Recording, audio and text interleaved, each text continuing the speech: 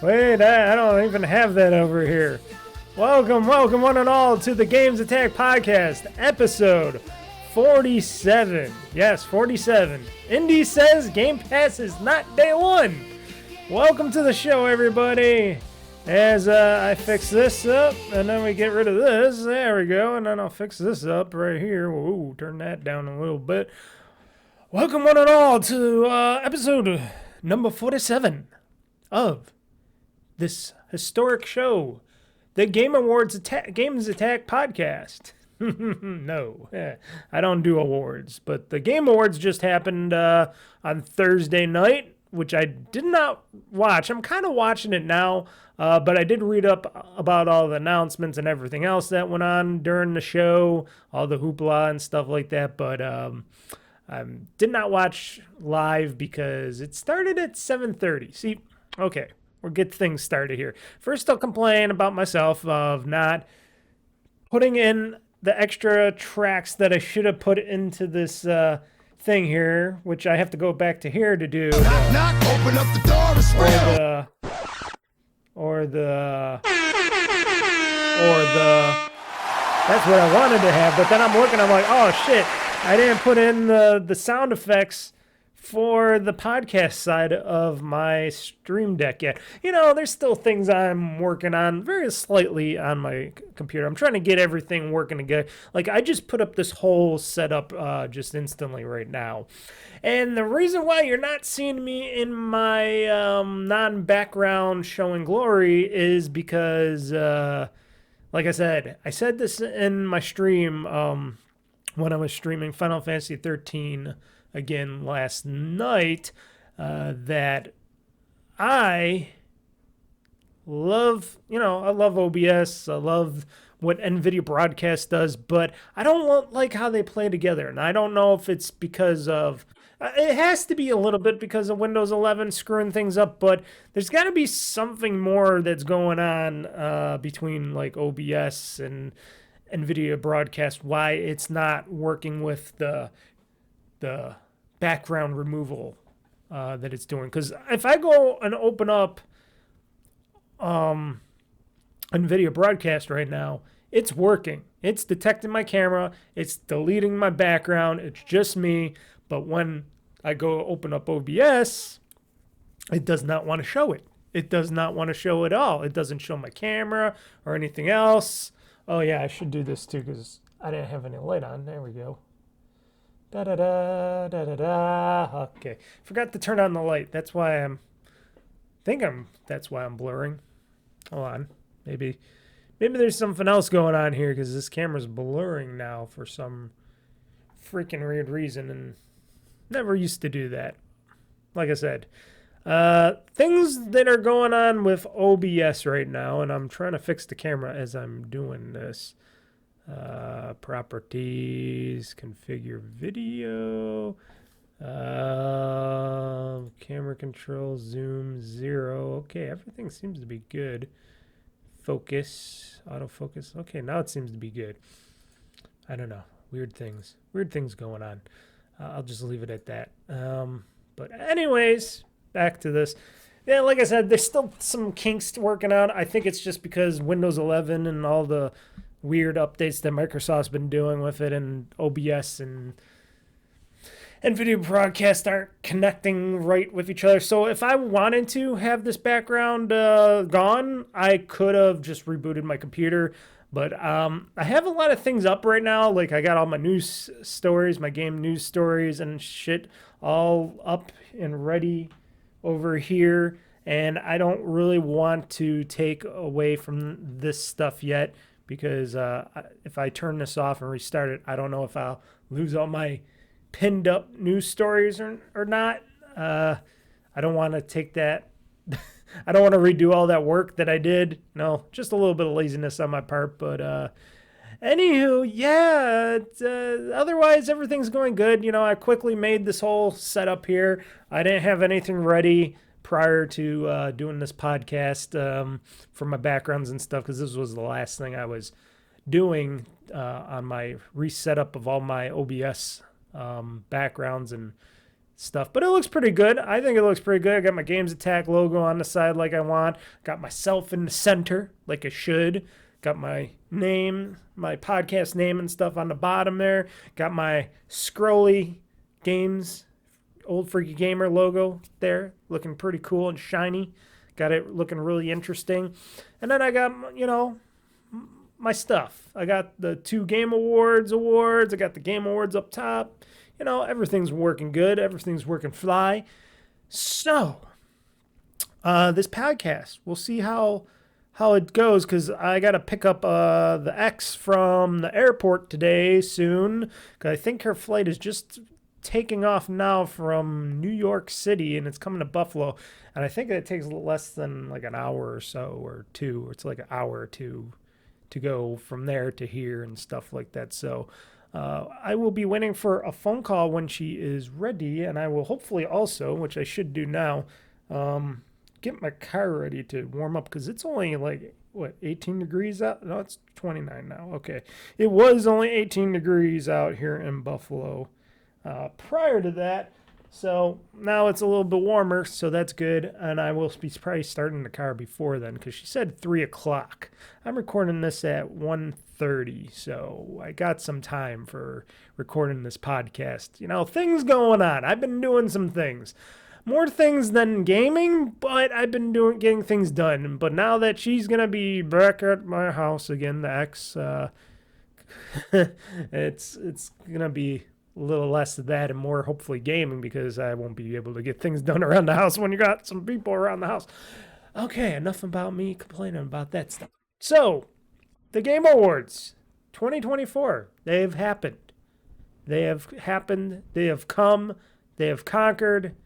And a lot of people out there in the industry were saying, oh, there's going to be a big announcement, really big. It's going to be really big. And they're like really shouting to the heavens saying, yeah, there's going to be some really big things announced and shown off at this year's Game Awards. And I'm like thinking, really? Because usually there isn't. There's some big stuff, but sometimes... And what I consider big compared to other people out there, other people maybe like you, the gamer, that differs. There's very few things. And it came down to these 2 main things that I would think would push the edge to being the biggest announcements ever in the Game Awards history. And the first one being, which everybody would probably say, the showing off a new trailer or something for Grand Theft Auto 6, maybe showing off a stamped date that it's actually coming out, maybe showing some gameplay of it and stuff, and showing the world a little bit.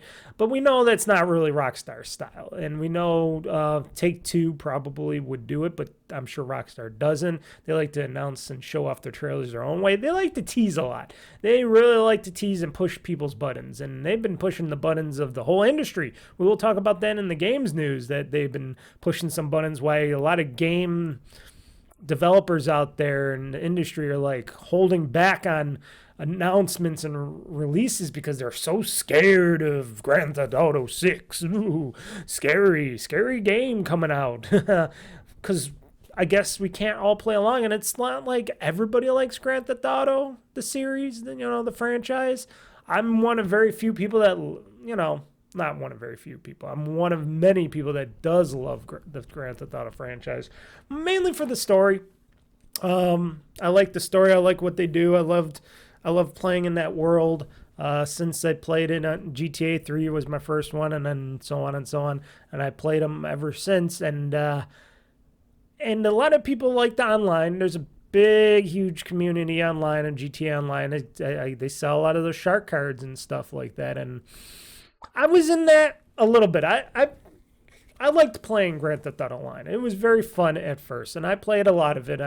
I was really getting into it, and then over time, I'm like, yeah, they're adding too much shit. It's getting a little junky. Now there's 10 million things all over the screen and all this stuff all over the world and stuff, and I'm like, everything's really janky. The people that are in it are really shitty, and it just got really bad in that world of GTA Online. And then I just left because then it was all about shark cards and all this and all that. Oh, the new DLC or whatever you gotta do and get, and whatever that they dropped in there, you gotta have tons of friends to play in these missions and stuff, and it's like, and I just got out of it. I'm like, okay, I only did so much. I used to play with a lot of friends and have some fun, and it was really cool. Maybe I'll get back into it if they do announce, like, with the new GTA 6, if that world is like a new GTA Online or something, like they're saying, hey, we're gonna keep the original GTA alive for like another year or two, but really, we would like everybody to convert over to the new GTA Online with this newer world, this big, giant world that they're going to create, which that's what I'm hoping would happen. And I'd be willing to start back up and go back into GTA Online for that. Maybe try to get some old crew people back on there. I know some of them don't really play very well in it, but I would love to go racing and doing some stuff with some people in the world and have some fun like the old days. I really had a lot of fun in GTA Online back in the time when it was working. It was janky at first, and then they smoothed it out and all that, but it was fun. But that was like the one announcement that I was thinking would be like the huge groundbreaker announcement for the Game Awards, announcing the next trailer being shown at the Game Awards, the new GTA 6 trailer with gameplay and whatever, and maybe a release date. That would be phenomenal news right there. Phenomenal. The other would be, which we know also would probably never happen because it's Nintendo, but I was thinking maybe a Nintendo Switch 2 announcement showing off the Switch 2, and then, just showing it off, saying, hey, the Nintendo Switch 2, it's coming out, blah, blah, blah, and stuff like that, and they're announcing and they show it off and maybe show a nice little trailer of it, and then they say, there's going to be a special Nintendo Direct next week or whatever, next month or whatever, and blah, blah, blah. But I kind of figured that wouldn't happen because Nintendo doesn't really promote outside themselves. They like to be just like Rockstar. They're in their own little world. They're in their own little, we are the Apple of the video game universe here, so we're going to do our own announcements, show off our own trailers, announce everything. We don't need this little Game Awards thing. We already got rid of E3. Now we don't care about Jeff Keighley's the Game Awards. And I can understand that they don't need it and they don't want it. I'm sure they wouldn't have to pay if they wanted to show off their biggest games. I'm sure Jeff Keighley would be like, oh, yeah, show off the Switch 2. That would be big for this Game Awards if you announced it here. We won't charge you anything because, they charge for trailers and stuff for these companies to post at the Game Awards show, just like how E3 did their stuff. And, the same thing would go for Rockstar, which, Take-Two did show off some other games at the Game Awards with other franchises, and yeah. So we're gonna get into talking about that first. I do have other stuff to talk about. Let me bring up my games list here. Also, I got the games that I played in the past weeks, which I will start off with, like always, and then we'll get into the recap of the 2024 Game Awards show, games that, should talk about how GamePass a little bit, and what I've been hearing around and from Jeff Gersman on his podcast been talking about this, and I totally agree with him on this Game Pass Day 1 games bullshit. Talk about some other stuff that I'm planning for this Christmas and holiday season.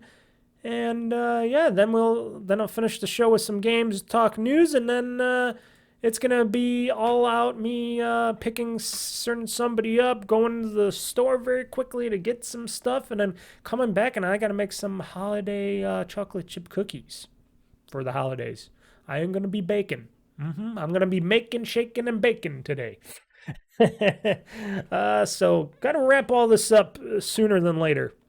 So let's get into the games news. That is the games news or not the games news. Sorry. See, this is where it would be really helpful if I had this right here instead of this.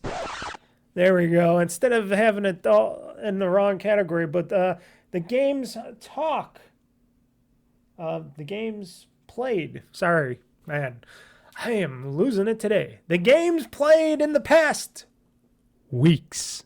The games that have been played in the past week. There we go. And that was the shorter version. And no, I do not have "That's a good game. Enjoy your gaming." I don't have those currently on there. But I could give you this instead if it makes you feel better. Knock, knock, open up the door, it's real. Or 10, 9, 8, 7, 6, 5, 4, 3, 2. Are you ready?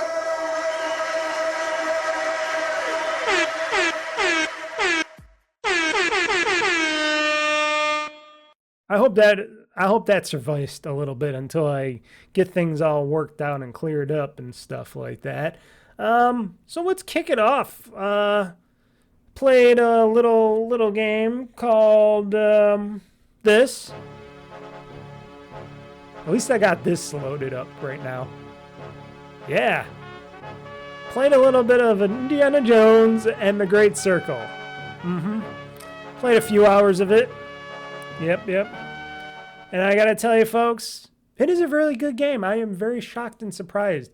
It is a very, very good game. I was not looking, because I'm not the biggest puzzle game type of guy. I do play puzzle games. I do dabble in that stuff and have fun in those games in general, but they're not my cup of tea at all. But I'll have some fun in some puzzle games. But when I was looking at the Indiana Jones game when they were first showing it off, and it was all about, oh yeah, this you're gonna go and do a lot of these puzzles. You're gonna show off some stuff. We're gonna show you how to do these new puzzles. You're gonna walk around, look for stuff. It's a whole thing of cat and mouse stuff like that. You'll do a very limited amount of hitting people over heads with stuff, shooting, blah blah blah blah blah. And it's mostly a lot of going to hide and seek, kind of what should I say? What do they call it? They call it not fetching. Oh, my brain. Hopefully I could get a new brain someday. I'm trying to think of the term. I always forget the correct term that I should be saying. Not a witch hunt. I'm close though. I'm very close. Easter egg hunt, you're searching for stuff. It's like an Easter egg. Well, I'll quote it like that. It's an Easter egg hunt. You're trying to find the clues. You're trying to find these artifacts. You're trying to find all this stuff, and you're going through this world where there's not. Well, they don't really call them. They're fascists. Then I guess there's Nazis. So there's fascists. Then there's Nazis. A lot of fascist talk.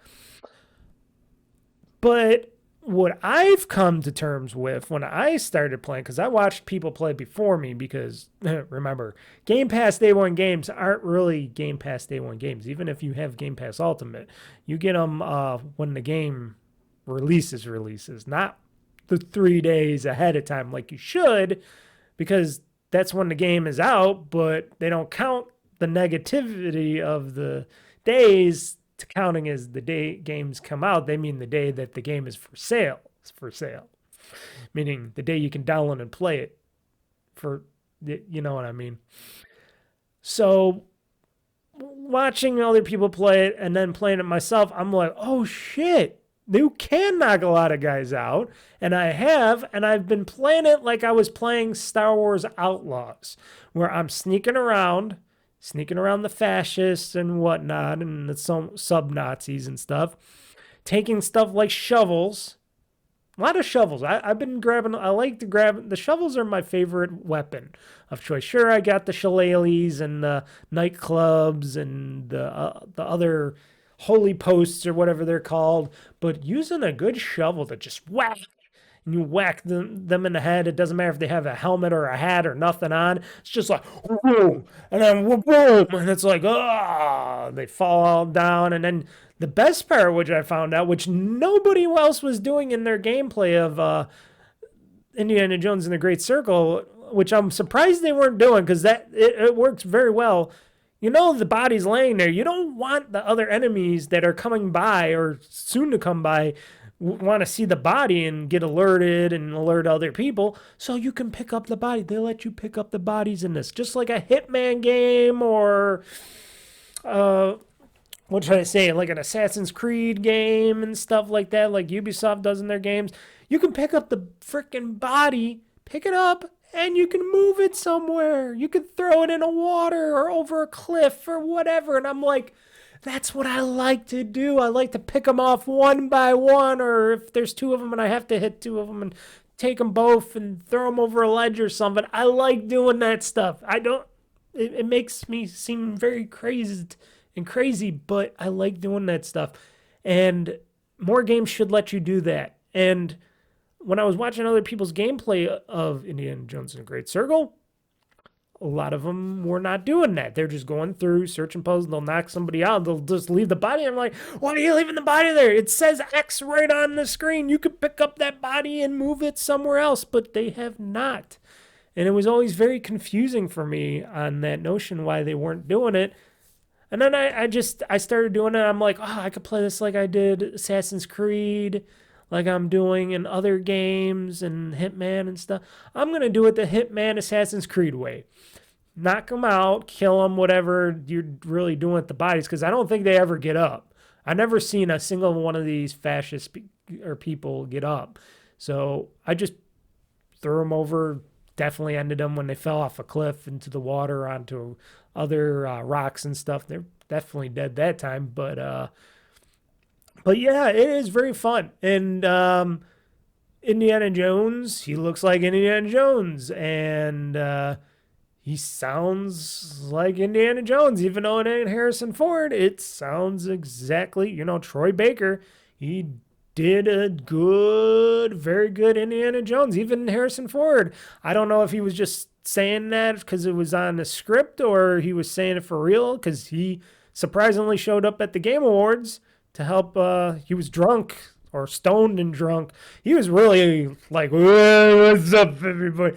I'm Harrison Ford. Oh my God, he was really fucked up. That he sounded really fucked up. He's old too. Don't forget, he's old and he likes to smoke a lot of weed and do a little bit of knocking back a few hundred of those martinis and stuff. But even he said, Troy Baker, he's like, oh, he did a very good job of my voice. He did such a good job, I should have done it. And then I'm like thinking, no.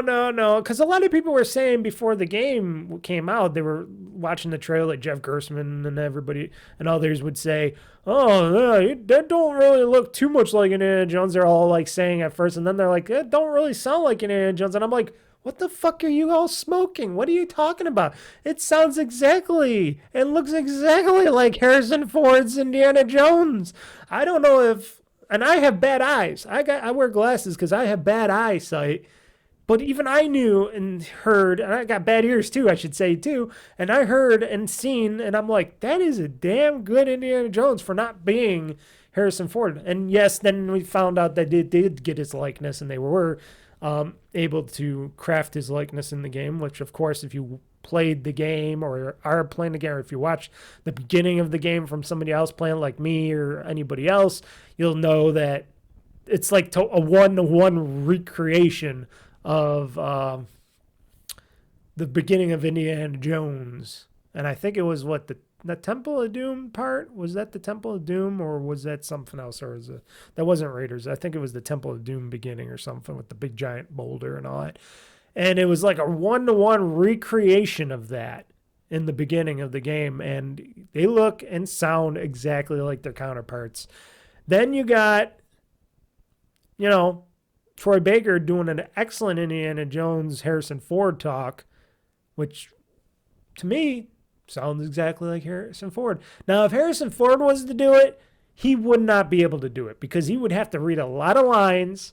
He would have to sit there, read a lot of lines, and he's older now, and he doesn't have the patience. And I think his whole voice would come off to be old and cranky and not into the thing, and it just wouldn't be vibrant and young like a Troy Baker's voice would be. His is vibrant and young Indi, like he used to be. Now, Harrison Ford did a great job when he was Indiana Jones for all these years, except for the very last movie. Now, a lot of people hate on the Crystal Skull, but at least the Crystal Skull, Harrison Ford was able to still do shit, and he looked decent in that movie. And it was a pretty damn good movie. I don't care if you like or hate Shia LaBeouf and all. I think they did a decent job trying to do a good Indiana Jones with aliens or the sky people or whatever you want to consider it, the beings.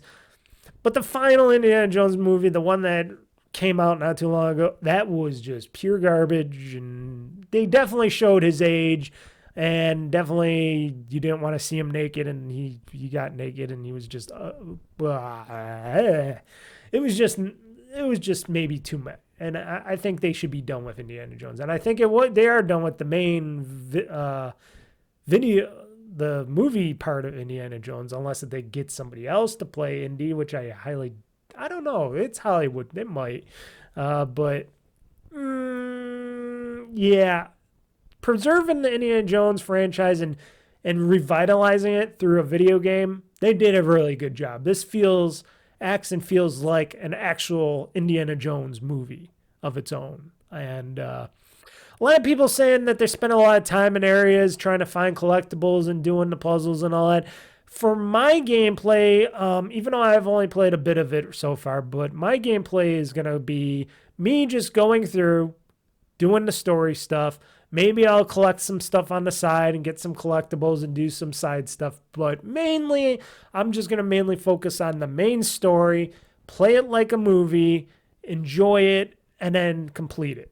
I'm not going to stick around and do all the extra stuff. I know there's a lot of stuff that people say is great and all that, but I mainly want to play this like a movie. That's how I'm picturing it. It's like an adventure in a movie, and I know Indy wouldn't be doing all this other extra bullshit side quest and stuff unless if it had something to do with his objective. Not that I'm saying don't do it. I'm just saying that's just how I like the game. Because I play a lot of games. I got a lot of games that I want to play, and there's a lot of games I'll never get to, and I got something on my glasses, so forgive me for that. But I want to focus on the game, the story of the game, and get through the story of the game. That's my main focus. If I think it was such a great game and a great story and all that I would want to go back and maybe do some of that side stuff, sure. But I'm not looking to do the side stuff. I'm looking to move on and go through the game. The game looks amazing. Everything. I was playing it first on PC. I have it on my PC and my ROG Ally. I was playing it first on PC, which I did my gaming video and stuff on. And I have the ray tracing on. I have everything up to at least high. You know, I don't have it absurdly high because I was capturing. And when I was capturing, it was using too much horsepower on each. Because it's hard to capture a game in full, beyond 1080p and stuff. And ray tracing all that while you're doing a capture on OBS on the same machine. But I dropped it down to whatever it was, 1080p or whatever, and I got the settings as high as I could go so it wasn't stuttery and stuff, which it looked beautifully smooth. When I was watching other people's gameplay, it was a little rough on their gameplay. I've seen a lot of jerkiness in the video. I don't know if it was their video or it was the game in general, but it looked a little rough when they were playing it. And surprisingly, they didn't see that. I didn't understand that. And they were playing on the Xbox, on the Series X Xbox. Now, I haven't played it on the console yet. I probably won't ever play it on the console. But all I got to say is it didn't look quality good. It looked a little janky and stuff. On the PC, it runs butterily smooth. It runs excellent with ray tracing and all that stuff. And then I put it on the ROG Ally because I'm like, well, if it runs great on there and I know it's demanding on the stuff, let's see what the ROG Ally can do. Put it on, installed it, started playing on the ROG Ally. Holy shit, does it look beautiful on the ROG Ally. Smaller screen, way less of the hardware, but it ran beautifully, buttery smooth on there, and that's what I've been planning on since. And it doesn't have, well, it has the AMD ray tracing, I think. I don't know if that's, I think it's off because I think it just uses NVIDIA's ray tracing abilities. But even so, the lighting, the water, everything looks beautiful on the ROG Ally, and it plays amazing. It is a perfect, if you don't want to play this on a big computer and you don't have a high-tech, you don't want to spend $4,000+ on a beefy gaming PC, and you just want something that, that's more in budget for you, getting a handheld gaming system now is pretty much a good guarantee for you to play your PC games going forward. Now, this is going on to my second year, right? It's got to be second year because I have already had this for over 1 year. This is going to be going on my second year of the ROG Ally. That's going to be coming up in June. So 2 years of the ROG Ally. I played many, many games, new and old, on the ROG Ally. A lot of those games run beautifully on the ROG Ally. So now, Asus, they do a very good job on updates and stuff and patches and all that stuff. At first, it was a little rough and tough, but after a while, it got really good. And like I said, I'm installing these games. I'm playing these games day one, and it's running beautifully.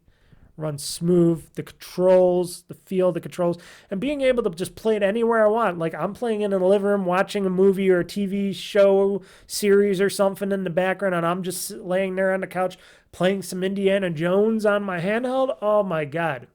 You can't get any better than that. You can't get any better than that. It plays and looks amazingly well. And that's what I'm going to focus on. I'm going to focus on playing Indiana Jones in the Great Circle, probably mainly on my ROG Ally. Now, will I do maybe a Let's Play or something again of Indiana Jones and the Great Circle on my PC? Maybe later when I get to some new areas, I might jump back in and show off what I've been playing and doing. Yeah, definitely. But mainly my main machine's going to be probably the ROG Ally because it runs it amazingly well. Perfect game. Great way. And another thing, it's great to be able to get that game without having to pay for it because I got GamePass Ultimate. It's a great reason to have GamePass Ultimate because you'll be able to play these games, not day one, but in the realm of launch on your console or your PC.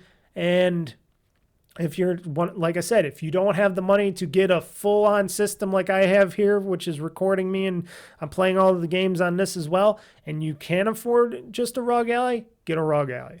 That's my first choice. Now, I haven't used the MSI Claw or anything else. I know they just came out or talk. I think they're coming out, or it's coming out, or it came out already. We'll read the news story on it. A new MSI Claw is coming out. They got other ones out there. Lenovo Legion Go's, I think that's what they're called. They got other ones available. I don't know how well they do. I'm only using the ROG Ally, and if they announce another ROG Ally, like I said, in this June or something, and it comes out, I will definitely probably get the next generation of the ROG Ally. I know it's only been 2 years, but I'll get the next generation because I know it's going to have that memory jump, the SoC jump to it, and I'll be able to put full sticks of M.2 storage in it, which that would mean I would pony up a bit of money, almost $1,000, just for that sweet 8 terabyte. I think it's 8 terabyte M.2 drive, because I do have a 4 terabyte in my main machine here. That was like it was under 400. It was like 3 something, I think, right? But for an 8 terabyte, which they offer out there, that's like $900. But I'm crazy enough to get one of those to do that because I'm crazy. Plus, I have the finances to do it for now. Well, what else would I say about it? Indiana Jones and the Great Circle, it's a great game. And I hope they make more down the road. I think Machine Games found their newer game to make, their licensed game to make, instead of just doing Wolfenstein games, even though a lot of people have been saying they want another Wolfenstein game. But even if they're not doing a Wolfenstein game, they know that world very well, and Indiana Jones is in that world, and they're doing it. They did it right. They found a great story, and I can't say anything more highly about it. I think it's a great game. I think Machine Games even though it's a Microsoft company, they did a remarkable job. And don't worry, PlayStation fans, you're going to be able to get to play this game next year, which is soon. I think in January. I think it's coming in January, right off the bat for you guys. It's going to come out for the PS5 people, so you'll be able to purchase it over there. So that's that. Mainly every week or every Friday I've been playing more Final Fantasy 13. I do also want to do a Let's Play of that as well, just to move along in the game and the story a bit more. We'll see. We'll see how this weekend goes. Like I said, been doing other stuff, a lot of other stuff. But Final Fantasy 13, playing it again since all those years ago when it came out. I think it said 2009. Or it could have just been the PC version that came out in 2009. I'm not going to quote myself on that. It could be the game or the PC. I think it's the game in general. But it said 2009, so that's what I'm saying. And I played it really roughly and very badly before. Now I'm playing it more like how the game, thinking and paying attention. Now I know how to play this game a lot better than I did because I'm looking, and even though I don't remember how I played this game back in the day, I can tell you damn sure I didn't play it the way I'm playing it now. And what I know now about the game compared to what I used to know about playing Final Fantasy 13, I was a lot more horrible at it. Sure, I died a few times in the Final Fantasy 13. Now you'll see that in my latest live stream that I just did, part 5 of the Final Fantasy streaming and gameplays that I've been doing. I died a few times because they threw me up against these very, very difficult enemies, and I was trying to figure out, okay, how to take these guys down, but also they're taking down it's just me and my other person. It was Vanille and Zaz, and they were taking out Zaz like crazy, and Vanille being the medic of the team, I'm like, oh shit, I gotta try to perform better so I can heal up us and battle these creatures, and it was not working out well for me. And learning how to adapt to that and finally beat the heavier set enemies that made me feel insignificant, even though I was beefing up and my characters quite well, I think this time around, shows that Final Fantasy 13 has still what it takes, and it runs beautifully.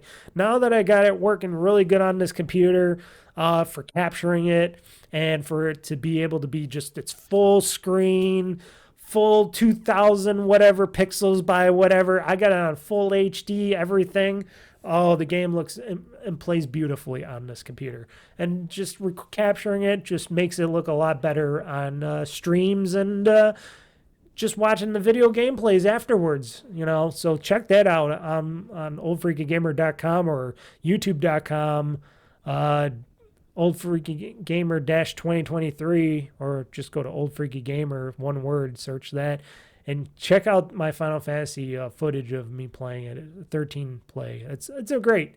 I know a lot of people are talking about Final Fantasy Rebirth and all that other stuff that is coming out for PC and stuff like that, but I like Final Fantasy 13. It's a damn good game. It's definitely worth going back and playing some of that old stuff. It's fun to me. It reminds me a lot of Persona like stuff and stuff like that. I don't know. I'm just having a grand old time. And I do remember some of the storyline now, a little bit of how things are going. A lot of it I didn't remember, but a lot of it I'm like, okay, I remember. So-and-so has a secret. This person's mad about this. This person's always sad. And a lot of emotional stuff going on in Final Fantasy 13. But still a great looking game after all these years later. With the cutscenes and stuff. Just a very beautiful game. Definitely highly recommend checking it out. Tekken 8. Yes, Tekken 8. I know it's an oldish game now. It came out, in at the end of the summer, beginning or whatever, September or something. I forget when Tekken 8 came out, but it came out. It's another one of those big ass fighting games. I love it. I love it. I didn't buy it at first because I'm like, I'm not spending $70 on Tekken 8. Then there was like a super early before Black Friday sale on Amazon, and then they were selling for like 20, 25 bucks for Tekken 8. And I'm like, oh, it's not even a competition. So I just went purchase, give me my Xbox copy, my Xbox Series copy of Tekken 8, and it came not too long after, and I just been playing, and now I'm playing the story. I did a Let's Play of me playing a little bit of the Tekken 8 story on the website. I know it's an older game. I know you all probably got sick of watching and people playing and doing the storylines of it, but shit. I like me some Tekken. I like me some of the new Street Fighter. I love how Mortal Kombat's doing their stuff with Mortal Kombat 1, which also, mind you, even though I haven't been playing Mortal Kombat 1 lately, I am going to be doing a video of that sometime when I get a chance, because I just purchased the Chaos Reigns DLC, which was originally like around $50 because you would get the story and some extra characters and stuff. But there was a super sale on Xbox, and they said, hey, we got a super sale on this Chaos Reigns DLC for Mortal Kombat 1, Mr. Mike. Are you interested in it? For $20, you can get Chaos Reigns instead of spending the $50-ish that they were trying to charge for that overpriced stuff. Even though you would think each character's like, what, worth almost $10 for Ghostface, Conan the Barbarian, and T-1000 and stuff. They're like, they would probably be sold separately for like around almost $10, I would think, give or take. And I'm thinking, well, I'm doing the math in my head. Sure, the Chaos Reigns story is pretty lame and quick and just not anything remotely of being interesting, even though I am going to play it and have a video up of it just because I want to get it into that Mortal Kombat 1 gameplay section of mine. Getting all the extra DLC characters and stuff with that definitely is a big savings, a lot more savings than I would if I was originally going to purchase those characters separately, because now I got Ghostface just came out. I could play as him. Don't know when Conan or the T-1000 are coming on. It seems like they're taking forever to get these characters out. I don't know what's going on with NetherRealm and why it's taking them so long to get these characters out, but eventually I'll be playing those. So $20 on sale. I don't know if it's still going to be happening when this Monday rolls around when you guys are listening or watching this podcast, but check it out. There's still a lot of great big video game sales going on everywhere. You know, you got big video game sales on Steam, Amazon, Xbox Store. The Xbox Store has tons and tons for PC and just your regular Xbox gaming. Lots of deals. I'm sure there's some deals on the PlayStation side, but like I said, folks, unfortunately, I am not on that side of those kind of deals of knowing what PlayStation's offering. And I think Nintendo had some deals. They were talking about, they showed me some Nintendo deals for online downloadable games online, and they're pretty good deals, but I own the games already, so it's not like I needed to know any of those deals. But they had some deals going on the Nintendo side. I'm sure Sony has something. Whatever. Here, buy Last of Us Part 2 another 20 times. I don't know. But Tekken 8, super fun. Having a blast in that as well. Just on and off kind of game that I wanted to play. And, been playing it on and off. Easy game to play on and off with. So don't want to get too much into these games too heavily, because like I said, I want to play and finish Indiana Jones: The Great Circle. I still got the rest of Black Ops 6 to play and beat for the campaign. I'm in it, but then I stopped playing it for a little while. I got to get back in it and beat that. Then there's other games that I want to go back into and play and beat and stuff. I want to make sure I beat as many of these games as possible. I know I'm not going to get them all done for the show, the holiday podcast show that I'll be doing next. But all in all, I think I had some good times with some of those, but I'll pick and choose my battles when it's happening. Another game I picked up or downloaded from GamePass on my Xbox Series X, Crash Team Racing, Nitro Fueled. Now, that's been out for a while. It's an Activision Blizzard game owned by Microsoft now. They finally brought it out to Game Pass. Said, racing game, let's try it out. It's a little bit like Mario Kart. It's pretty funky. It's very basic, but having some fun. It's just some extra stuff that I can get some extra achievement points. And, I like Crash Bandicoot a lot, and I find it to be interesting on Crash Team Racing. It plays really good. It's a really fun game on Xbox, and got nothing really more to say about that. I've just been playing that when I have a little bit of downtime. It's easy to load up and just do a quick race or two and get through, especially through the campaign mode of it, unlock some stuff. It's nothing like Mario Kart. It's similar in a lot of ways, but still, Mario Kart still has that oomph craziness factor. Doesn't matter how much Crash adds stuff like that. Mario Kart still whoops its butt quite immensely. But Crash Team Racing does a very good job of what it does, of being a decent racer, especially if you got Game Pass. Cheap racer. So those were the games that I played in the past weeks. Not much on the roster of games played because, like I said, I've been doing a whole bunch of other stuff around the house. I've been holiday baking and cooking and stuff because I do all that as well. Folks, I work on the house. I clean up. I work on the house. I've been remodeling a little bit of stuff here and there, fixing up some stuff. I've been cooking, doing some other stuff, pre-holiday cleaning. That's what I do usually. I do all that stuff. So me getting crazy into that stuff, it just left a lot of less time for me to do the gaming I want to do, especially now that I've been working out more regularly again. That takes some time, and then by the time I'm done with all that stuff, if I want to play a game, it's already almost time for bed because I got to get up in the morning for work.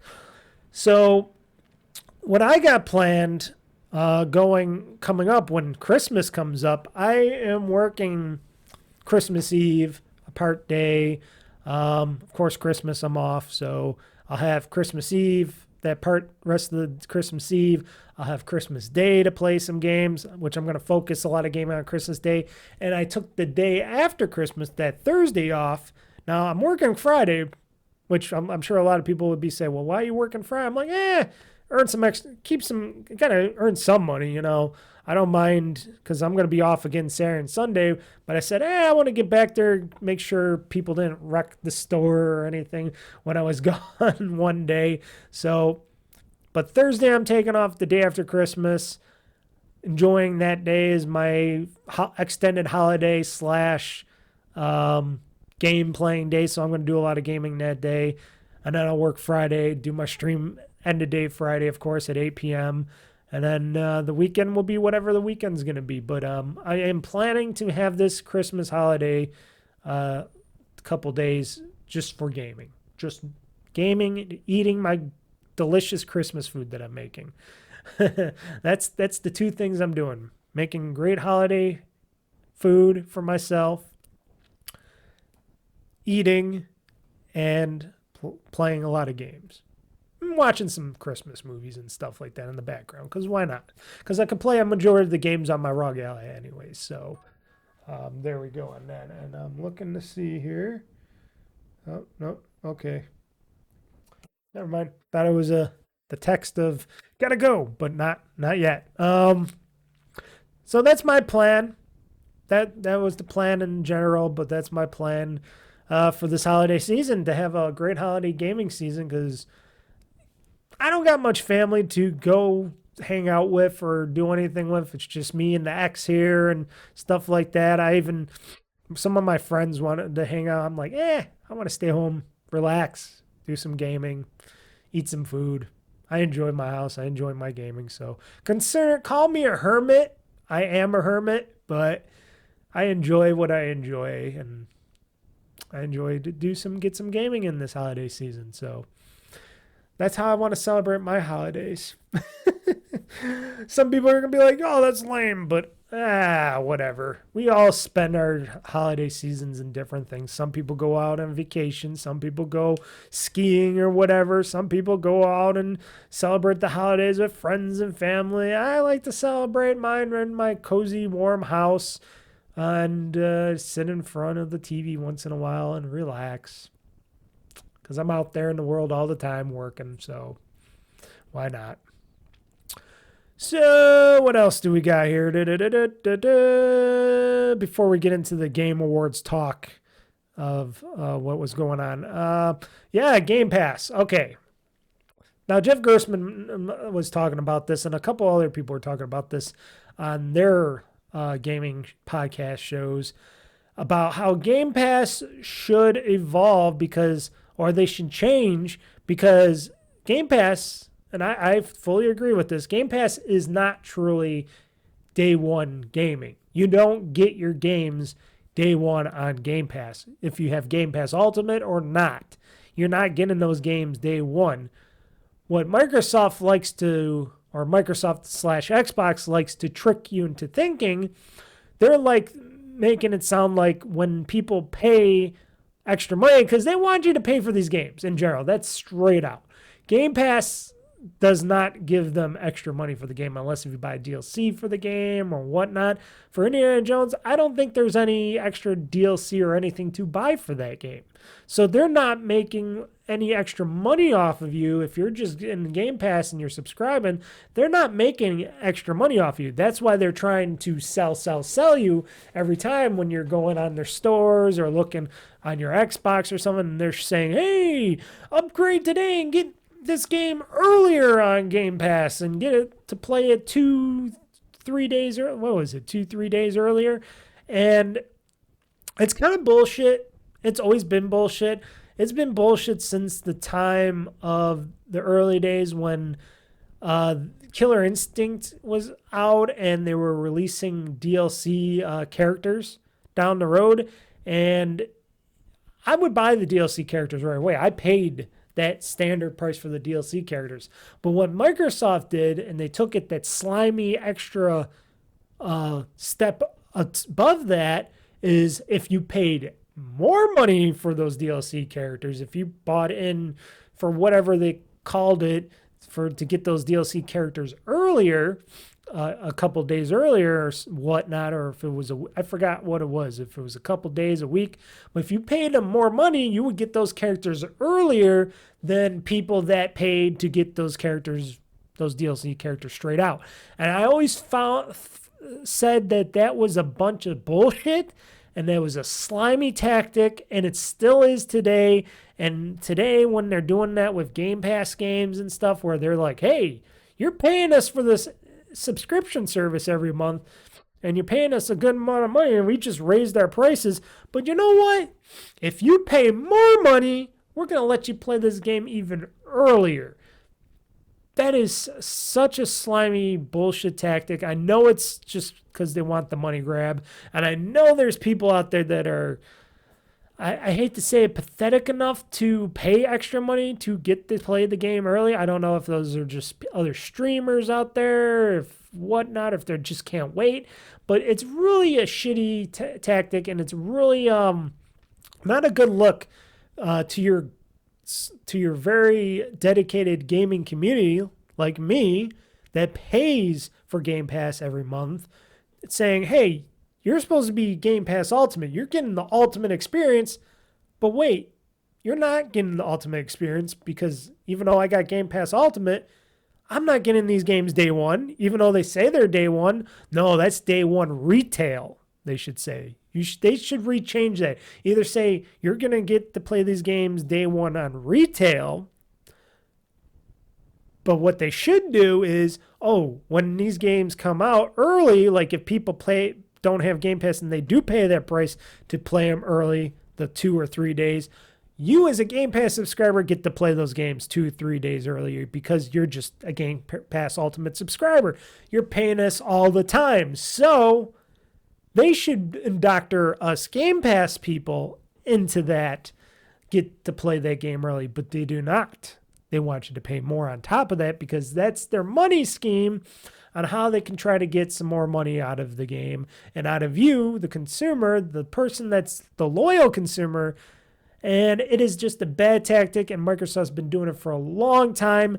Ubisoft and other companies do it as well, but I heard Ubisoft is actually going away from that because it's just hurting their business. And I hope a lot of other studios follow suit. I hope Microsoft, which they won't because it's a corporation and corporations don't usually learn, but I hope they see that, this is not really helping us. This is actually hurting us and dividing the audience, especially between our Game Pass loyal subscribers that continue to pay us and people that pay good money for this. It's actually going to hurt them with stuff like that and subscriptions and all that. If people like me that pay for Game Pass Ultimate and such, or pay for the game, have to wait extra days, even though the game is truly technically ready, but people get to play it early because you built in this artificial time frame that it's going into the negatives, which even Jeff Gerstmann was saying, there's no negative days. And there isn't no negative days. It's either this game is out because it's playable and you have it out and people can play it, or you just don't have it available until it's that date of retail. And Microsoft's got to learn that. Xbox has got to learn that. Phil Spencer, Sarah Bond, and all those people over there should learn that. Will they? Probably not. And then they'll keep hurting the business and they'll keep hurting the gamers, especially us dedicated gamers that pay money all the time or pay for the game, pay that $70 because, there's people that have more money to waste or to burn and they're willing to spend $100 or so or whatever to pay extra just to play the game 3 days early. They do that also, in theme parks and stuff where you can go in front of the line because you got the money to pay more to get in front of that line. It's bullshit. I see where they're coming. I know they want to make extra money at the theme parks and they know they can get those extra rich people to pay to get in early. Okay. But now you're doing it in games and eventually they'll probably try to do that in the movie theaters. It's a bad tactic. It's a bad look. It's a bad tactic, and you're just pissing off a lot of people. And I think it's scummy. I think it's really scummy, and it hurts the brand, the Game Pass brand a little bit. I definitely agree with Gerstmann on that. I don't agree with him on a lot of stuff that he says because he's got his own way of thinking. But stuff like this, I agree with him. As a Game Pass Ultimate subscriber for a long time now, I think I got Game Pass Ultimate because I just went to Game Pass Ultimate. I got that the second year was out when they introduced more stuff to it. I was like, okay, it's worth it. And I got it that time. I never looked back because I knew it was going to be worth it for me to save tons of money on games. But, saying you're getting your games day one with Game Pass, maybe you should change that marketing. Maybe you should be more emphasizing on, no, you're going to get your games. You'll be able to play these games on retail day, just like everybody else. But if you pay extra, then you can get them a little bit early. Or you should just get rid of pay extra and play it a little early altogether and just have people be able to play the games when they come out. How about that? I think that's a better choice. So why don't we get into talking about the Game Awards that happened? Like I said, I'm just currently watching it, but I did read and stuff about all the games, and I got the list right here. Most of the announcements, I'm only going to go through most of them. I don't think I'm going to go through all of them because there was a lot of little games coming out, but some of the biggest things that were shown at the Game Awards for games that are coming out were pretty much like Warren Spector's Other Side Entertainment announces a spiritual successor to Thief. Thick as Thieves is a game that is coming out by him. I know a lot of people, I guess, like Thief. I don't know. Deus Ex, System Shock, stuff like that. That was one of the earlier games. The Witcher 4 that was announced. It was also, they showed the trailer, like a gameplay trailer slash, well, it has to be a gameplay trailer because they were showing it in engine, but it's a cinematic gameplay trailer on the Unreal Engine and stuff, and they were showing off Cersei. She's going to be the main protagonist this time around in the Witcher series. Now, note, I never played a single Witcher game. I do have The Witcher 3. I have that full edition and stuff. I should go in and play that, but I'll have to see when I have time to do that because I hear it's a very, very long game. Maybe even just get into it and try it out for a little bit, play a chunk of it or something. I'm going to see if it's on. I know I got it on for Xbox, but I really want to see if I could get it for like PC Xbox and stuff like that. I should look it up to see if it's in the PC store of Xbox. If not, maybe Steam, but maybe I just play it on Xbox then. Because the only reason I play on a PC Xbox or whatever, or PC, Xbox for PC, is that I want to get the achievements because I'm an achievement whore. But otherwise, I'd play it probably on Xbox for that Witcher 3. But yeah, Ciri's going to be the main protagonist of this RPG series. Geralt is supposed to be in the game a little bit. I guess he's going to make an appearance in the game. But really, it's going to be Ciri's time to shine. So main protagonist, a woman. Ooh, great.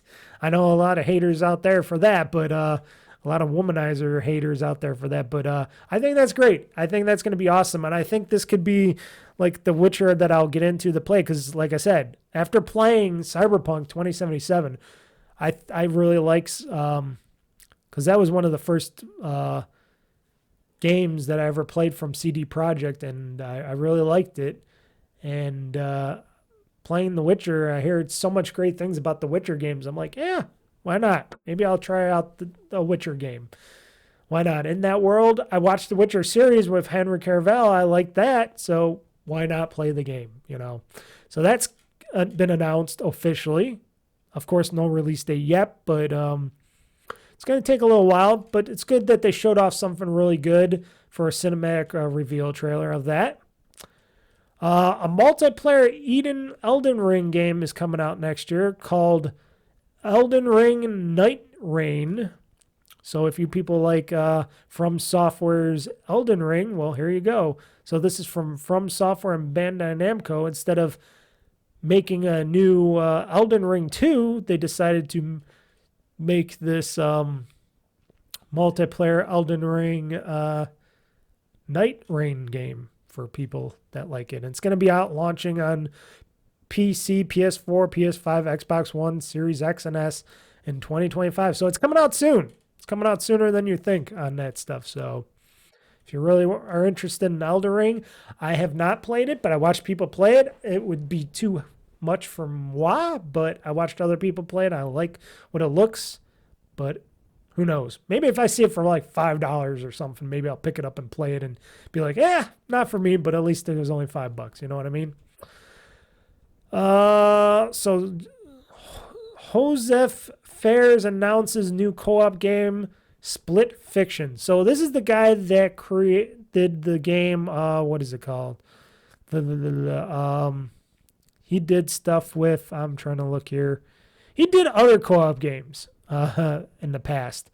And I guess he's doing a new co-op game. I guess, let's see here. It looks to have all the creative charm and clever co-op play of Hazelight's previous titles. Okay.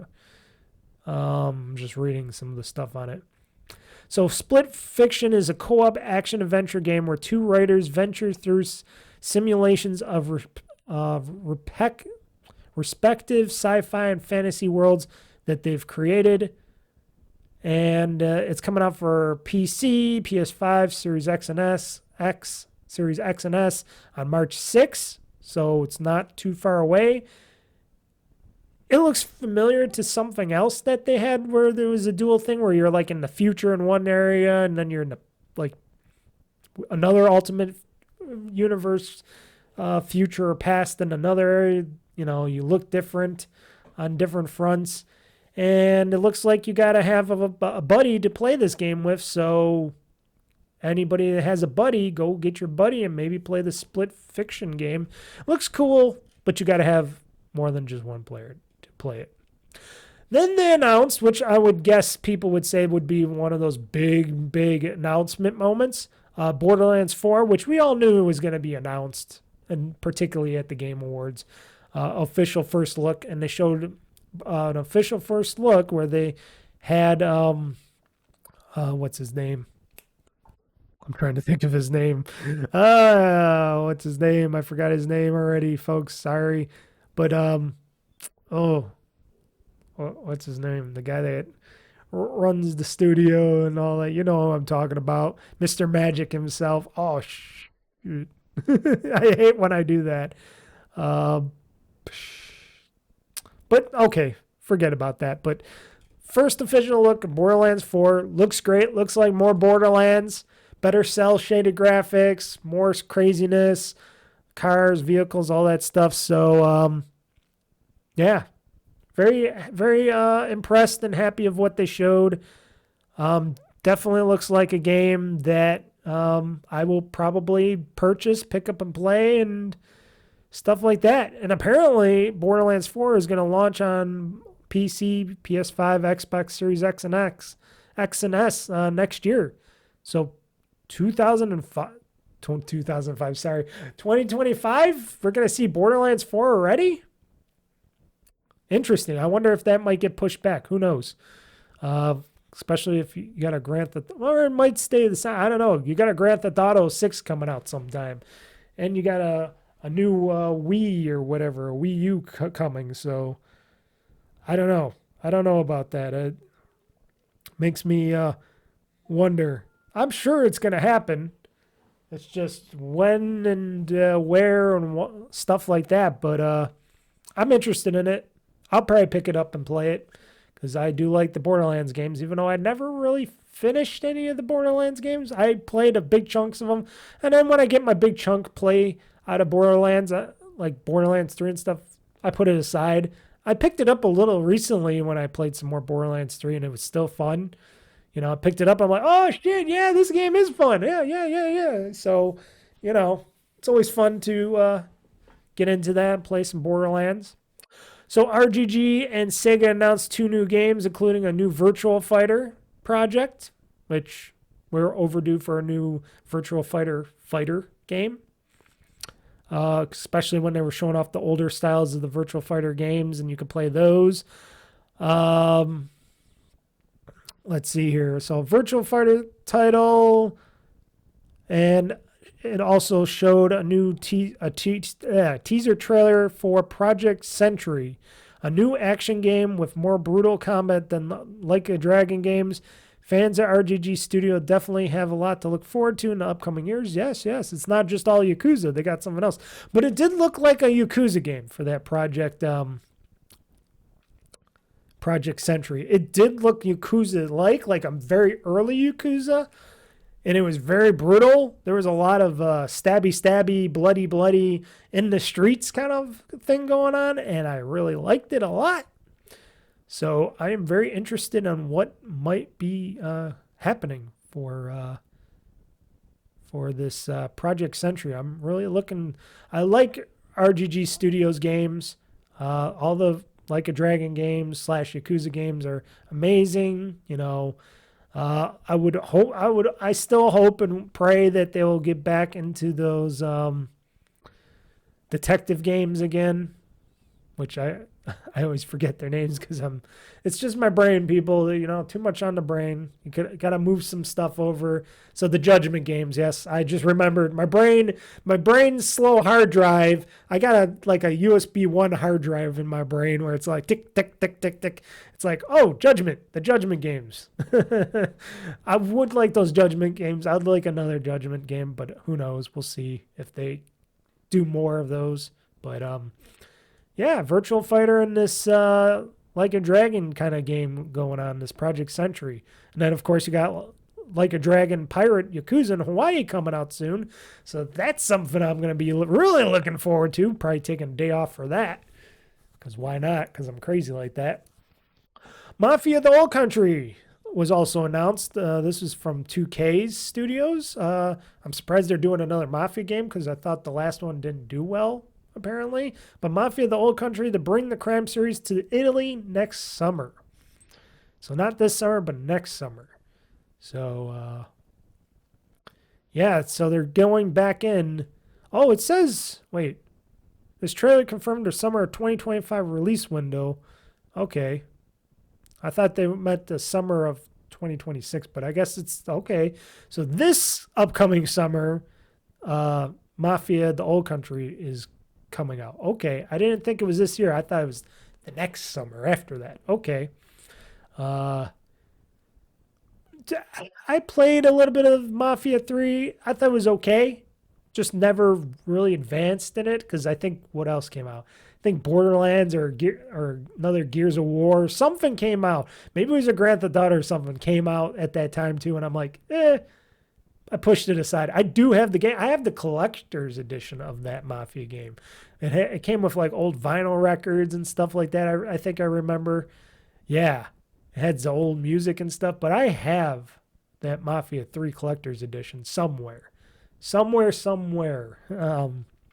But yeah, I remember that. It was okay, but I don't know. I don't think I would ever play this one. Maybe if it came out on Game Pass or something, but it's a 2K studio, so I doubt it. This is a game that I didn't see yet in the Game Awards because I'm still early on. Okami is getting a sequel directed by Hideki Kamiya. So a new Okami game. Never played the first one. Looks amazing. I have Okami. I should bring it out and play it sometime. I should really bring it out and play that game sometime because I heard it's very good. It looks cool. It's got that artsy look to it. I just never played it. There's another one coming out from Capcom, the Reform Clover Studio, create the sequel to Okami. Let's see here. So it's just working on it. They're coming back. Oh, so they said Capcom series should be happy that Okami and Animusha are coming back. There's no date on this Okami sequel, but there's an Okami sequel in the works. So if you liked the first one and you always wanted a sequel to it, well, here you go. We're going to get more of the dog, maybe, the painted dog look. That'd be cool. Naughty Dog revealed Intergalactic, the Heretic Prophet. I'm betting this is like one of those people when one of those people said, oh, there's one of these huge games coming out. Okay. I probably will never play this game unless if I get it from Steam or something down the road, or I should say 2 years down the road or so. If this game comes out, because, Sony will take a long time to put this on PC because it's only going to be on the PlayStation 5 and stuff like that. But this is from Naughty Dog Studios because they're not working on anything like Jak and Daxter, or they're not working on any of those Uncharted games right now. They made this new game. I don't know anything more about it because I didn't see the trailer yet, but it says, while the reveal trailer was purely cinematic, it's awesome to see a studio taking a swing at a sci-fi game for the first time since Jak and Daxter. Okay. So they say there's not much really going on or looking at it. There's not much else that they're showing about it, but they said they've been working on this game since 2020. So it's 2020. So it's been 5 years already. So of course this game's gonna look pretty, but yeah, it's not a game that I'm sure it's a big game to a lot of people. A lot of the PlayStation people, but if it's a game that's not gonna be coming out everywhere and it's not an Xbox game, I know that's my bias. That's my Xbox bias. I admit it. But it's just not a game that I'll really go out of the way to play unless if I, get a PlayStation or I wait for it to come out on PC, Like the Jak and Daxter games and everything else. Whatever comes to PC from Sony, I will try to play. Like I play the Spider-Man games. I'm going to play that Horizon Zero Dawn game that's pretty interesting, and I'm glad it's on PC. I just got to play it someday. I want to get that Ratchet and Clank game, what's it called? Something from the Rift, Tripping the Rift or something like that. I got to get that again because I did stupid stuff, but I wanted to wait till it's cheaper. But I want to play that eventually. So there are some Sony games that I want to play. I just don't want to get a PlayStation to do it. So until they get their acts together and put these on PC a little sooner, instead of waiting a bunch of years. I understand they want to put...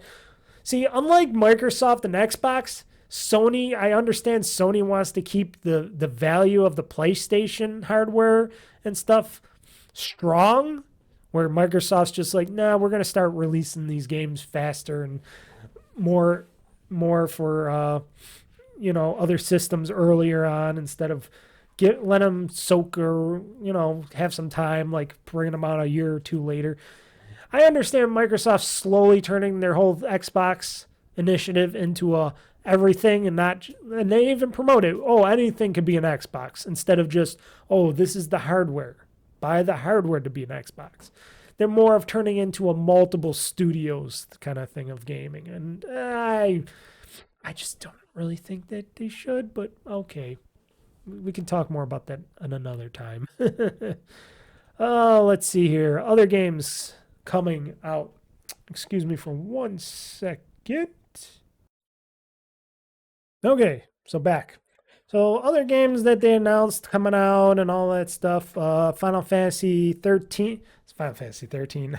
Final Fantasy, what is it? 15? VII Rebirth? Or is that 7? No, that's Final Fantasy 7. Sorry. Wow, see, like I said, my brain and Roman numerals. Final Fantasy 7 Rebirth is coming to PC on January 23rd, 2025 next year. Now, note, they didn't announce it also for Xbox consoles or anything like that. So, I know Sony had some financial help to Square Enix to make that game, but you would think Square Enix would want to put that game out on Xbox and stuff as well right now, especially when they're not making enough money from their PlayStation exclusivities. I thought they said they were going to open that up to more systems and places and stuff, not just PC, but maybe that's going to be a little bit longer than most. But hey, at least it's going to be on PC for people that want to play this on the PC. I cannot complain about that at all. So it'll be on Steam and stuff like that. I think it'd be on Steam. Indiana Jones and the Great Circle got a trailer celebrating its release. Let's see here. What else? Bunch of other stuff. Oh, the Outer Worlds 2. That was good. There's other things like there's Path of Exile 2. Got a trailer promoting its recent early access launch. Let's see here. Gen Design, a studio created by the developer behind the games like Eco, Shadow of the Colossus, and The Last Guardian, released the teaser trailer for their next still untitled game. That went on. But the Outer Worlds 2 finally got a new trailer, which showed off some of the RPG's first-person action gameplay. And it is coming out next year, 2025. Cannot believe that, but it's coming out in 2025. Not just for PC and Xbox, but PS5 as well.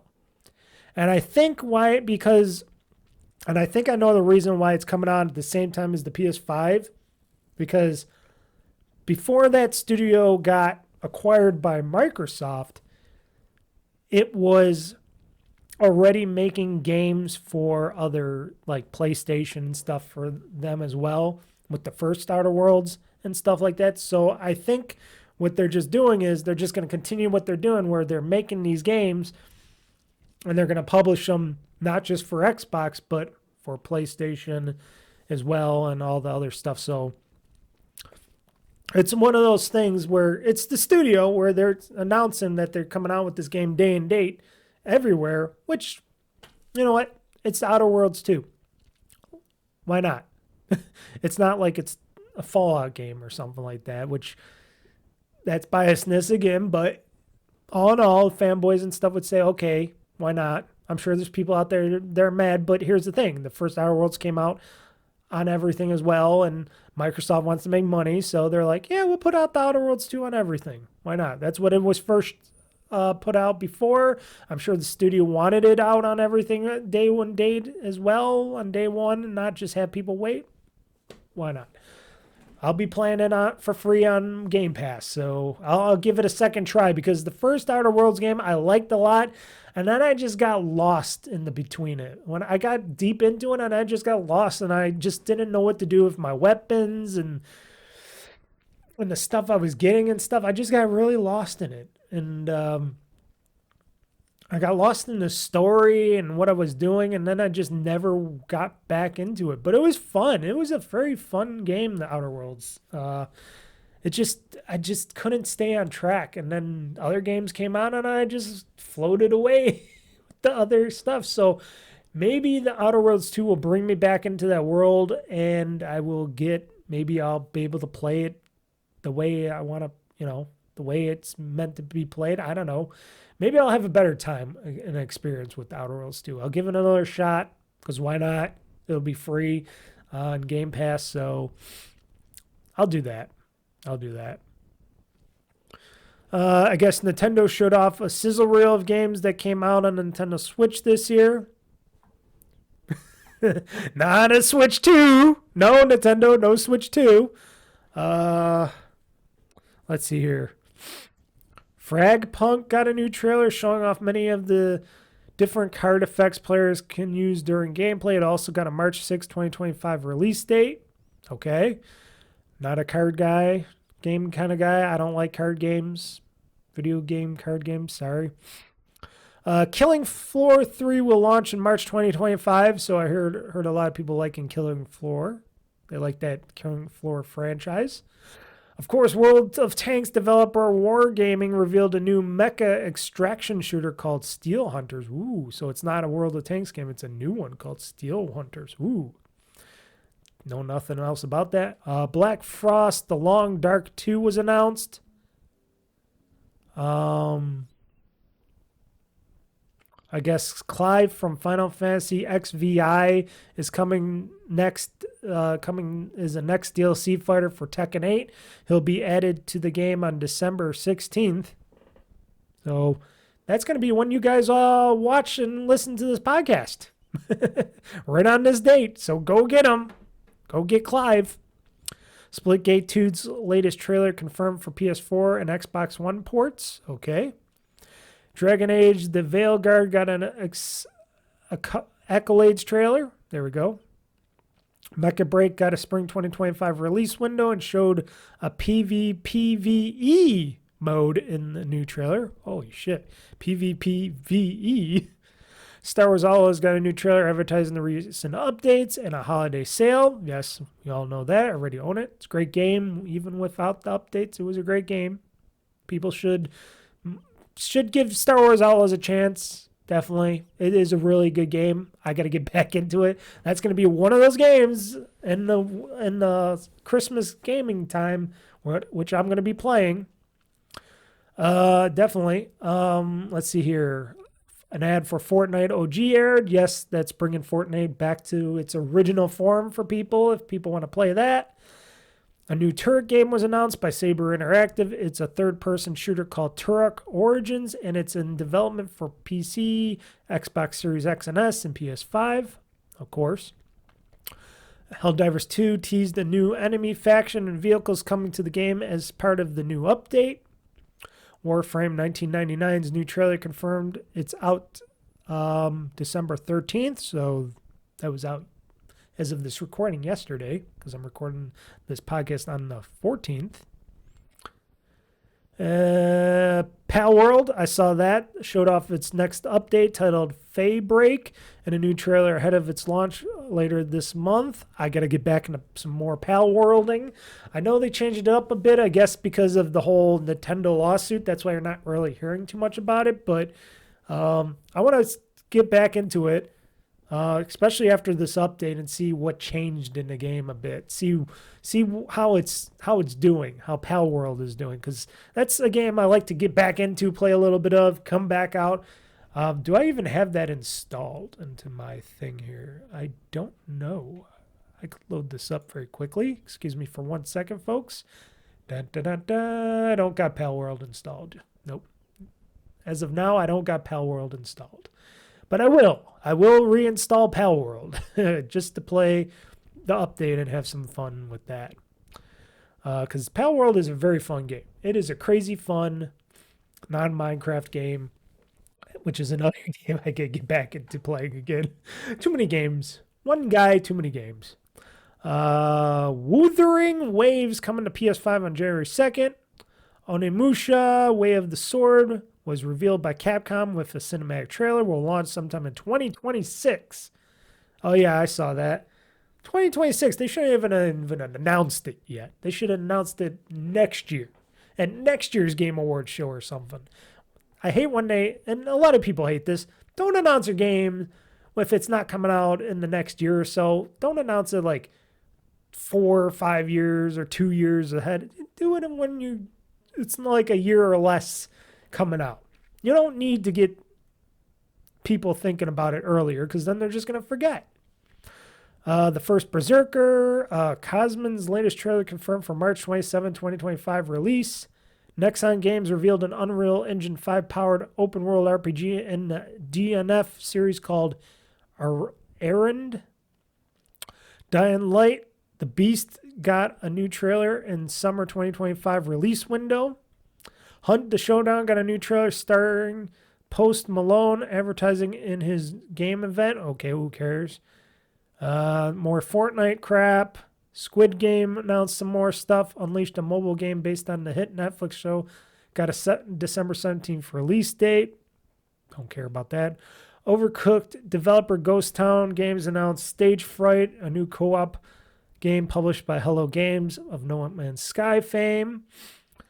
Game of Thrones mobile game called Game of Thrones King's Road was announced. Why you make people still want to make mobile games? Fuck that. A trailer for season 4 of Monster Hunter now was released. Okay. Double Dragon Revive got a new trailer confirming an October 23rd, 2025 release date. Solo Leveling Arise got a new trailer. Racing game developer Milestone revealed a new anime-inspired racer entitled called Screamer. It will launch sometime in 2026. Another long ways away game. Last of Us Part 2 Remastered comes to PC on April 3rd, 2025. There you go. There's one of those games I will probably not buy. Did they even release the first Last of Us game on PC? Is that on Steam? I didn't notice that. I gotta check that out. I wouldn't be into that. It'd be like, I don't know. I like zombies. I like zombie games, but I hear the show's really good. I'd watch the show. Where's the show on anywhere? I forgot. Was it on, not Netflix, was it? It was on, what was it on? Paramount or something? I'd have to look that up. Zen of the Wolves got a new trailer that showed off some gameplay. Zenless Zone Zero revealed a new character called Astra. And we also got a look at Honkai Star Rail's next major update. Why isn't that not on the Xbox or PC? I don't know. Lego Fortnite's Odyssey update got a new trailer. Batman Arkham Shadow received an Accolades trailer. Yes, because they want people to play more Batman Arkham Shadow. That's the VR one I'm thinking. Sonic Racing Cross Worlds was teased by Sega. So if you want some Sonic Racing. Infinity Nikki showed off a new trailer with Jeff Keighley confirming that the game has already amassed 20 million players. Not for me. I didn't really care about Infinity Nikki. I'm sorry. Okay, Google Play Games aired an advertisement. I don't give a shit about Google Games. Aaron Paul and Laura Bailey came on stage to reveal Dispatch, a new game about playing a dispatcher for superheroes that they both star in. It will be released sometime in 2025. Okay. Laura Bailey. Like her. She's hot. Great voice. Crimson Desert received a new gameplay trailer and a late 2025 release window. And is that it? That was it. And then, of course, a lot of performances happened by people like Snoop Dogg and should I say orchestras and other people singing and doing stuff. That's pretty cool. That was at the Game Awards, what I first seen already. Otherwise, there was nothing really here. You know, I got Borderlands 4 because a lot of people like me like Borderlands 4. You got probably this Naughty Dog game because people like their Naughty Dog games. The Heroic Prophet, I'm sure that excited people, but not really seeing anything really big. You know, I'm sure people are like, well, then, you know, Elden Ring, Night Rain, it looks great. It's the best game. I think Witcher 4 has it, but nothing was really huge. Nothing was like the bomb drop of announcements that I've been hearing about that I'm sure people were hearing about this stuff. I did not see or hear anything of the bomb drop that they said it was going to happen. Maybe everybody has their own entitled opinions on what a bomb drop of a game or a thing is in an event like this. But for me, just another day at the job, I'm guessing. I don't know. No bomb drops to note, but like I said, seeing exciting games like The Witcher 4 being announced and showed off, and you know, other games like the Yakuza stuff, the art from RGG Studios or whatever those games are going to be, showing off, you know, Borderlands 4. Like I said, I'm into that. A few little exciting things, exciting games and stuff, but nothing explosive. I don't think anything explosive. But like I said, I am different than a lot of people out there. A lot of you gamers out there, we're all different in our beliefs and what we think is the biggest blow-off thing. If you think differently, tell me in the comments. You know, if you're watching this video on YouTube, this video portion of the podcast, let me know in the comments. I would like to know what your bomb drop was of the Games Awards for games or whatnot. Because for me, I'm like, you've seen a lot of great games, but was there any bomb drops? So let me know in the comment section of the podcast, the GamezAttack podcast, here on OldFreakyGamer on YouTube. So just go to YouTube, search OldFreakyGamer, one word. That's one word, OldFreakyGamer, or OldFreakyGamer-2023 if you really want to get longer into it. Or you could go and email me at oldfreakygamer.com or tweet me on my Twitter at OldFreakyGamer, DM me, whatever. That's many ways you can let your opinions known, because I would like to hear from other people on why they think that these games, if any, are big booms. I know out there's a lot of other gamer and game enthusiasts or game, should I say, podcasters and video people out there that are saying, oh, they're probably saying in theirs, going, oh my God, there was big things. But as I was watching so far and as I'm reading this list, I'm like, there's a lot of great stuff. A lot of it coming out in 2025 and 2026. The things that are coming out this upcoming year and stuff, good, great. Yeah. But bombshells?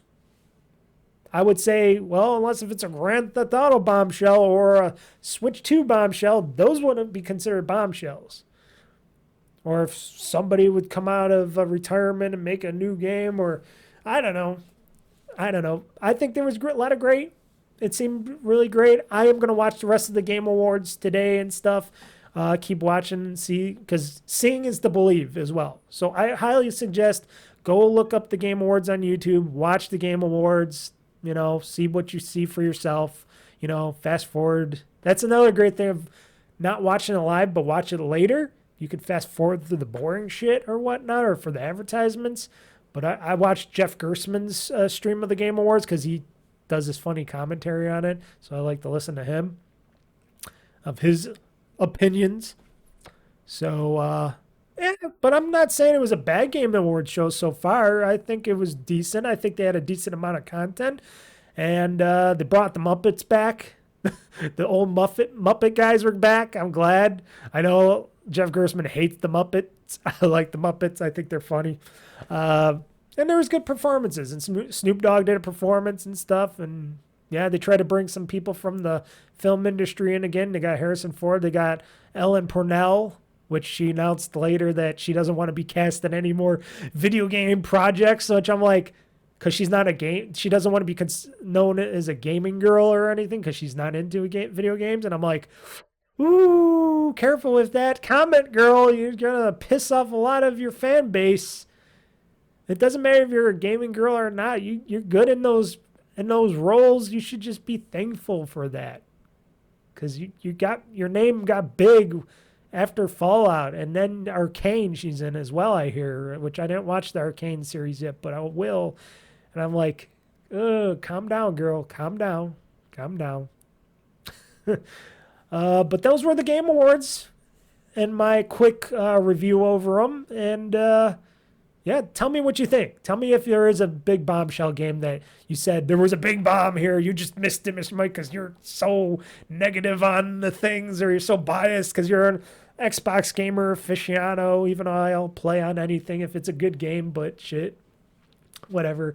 Yes, I'm more towards the Xbox side of things, but yeah, it was decent. I'm gonna say Jeff Keighley, Knightley, whatever you want to call him. I call him Keighley, Jeff Keighley. He did a decent show this year so far. I'll watch the rest of it, but so far what I watched and read here, decent, very decent. So why don't we get into the next section, the final section of the show, like I like to call my section, the Gamez Talk Newz. And that, my good friends, is coming up next. Now, for the Gamez Talk Newz of the show. Locked and loaded, ready for the fight. Game Talk Newz, gonna set the stage alight. Mr. Mike's got the scoop, he ain't holding back. Dropping bombs on the gaming industry track. Hear the thunder, feel the roar. Game Talk Newz, gonna settle the score. From E3 to PAX, they got it all. The highs and lows, ready to brawl.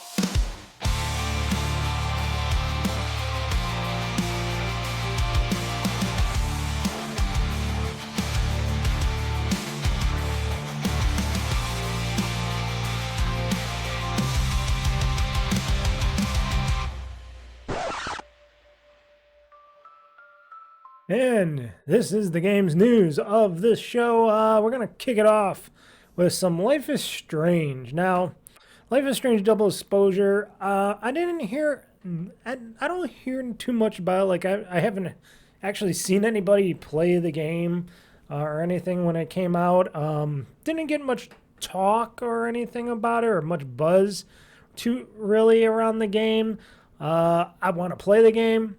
I heard the ending was kind of not so good, a little bit flat and stuff. I don't know. I couldn't tell you anything about it. But in recent events, the Life is Strange Double Exposure developer, XIII, which created and works with it, it's under, the Square, or the what should I say, the Square, is it? It's not Squaresoft. Is it back to Squaresoft or Square Enix? What? It's under the Square, the Square, corporation, right? So basically, XIII lays off staff for a second time over this year.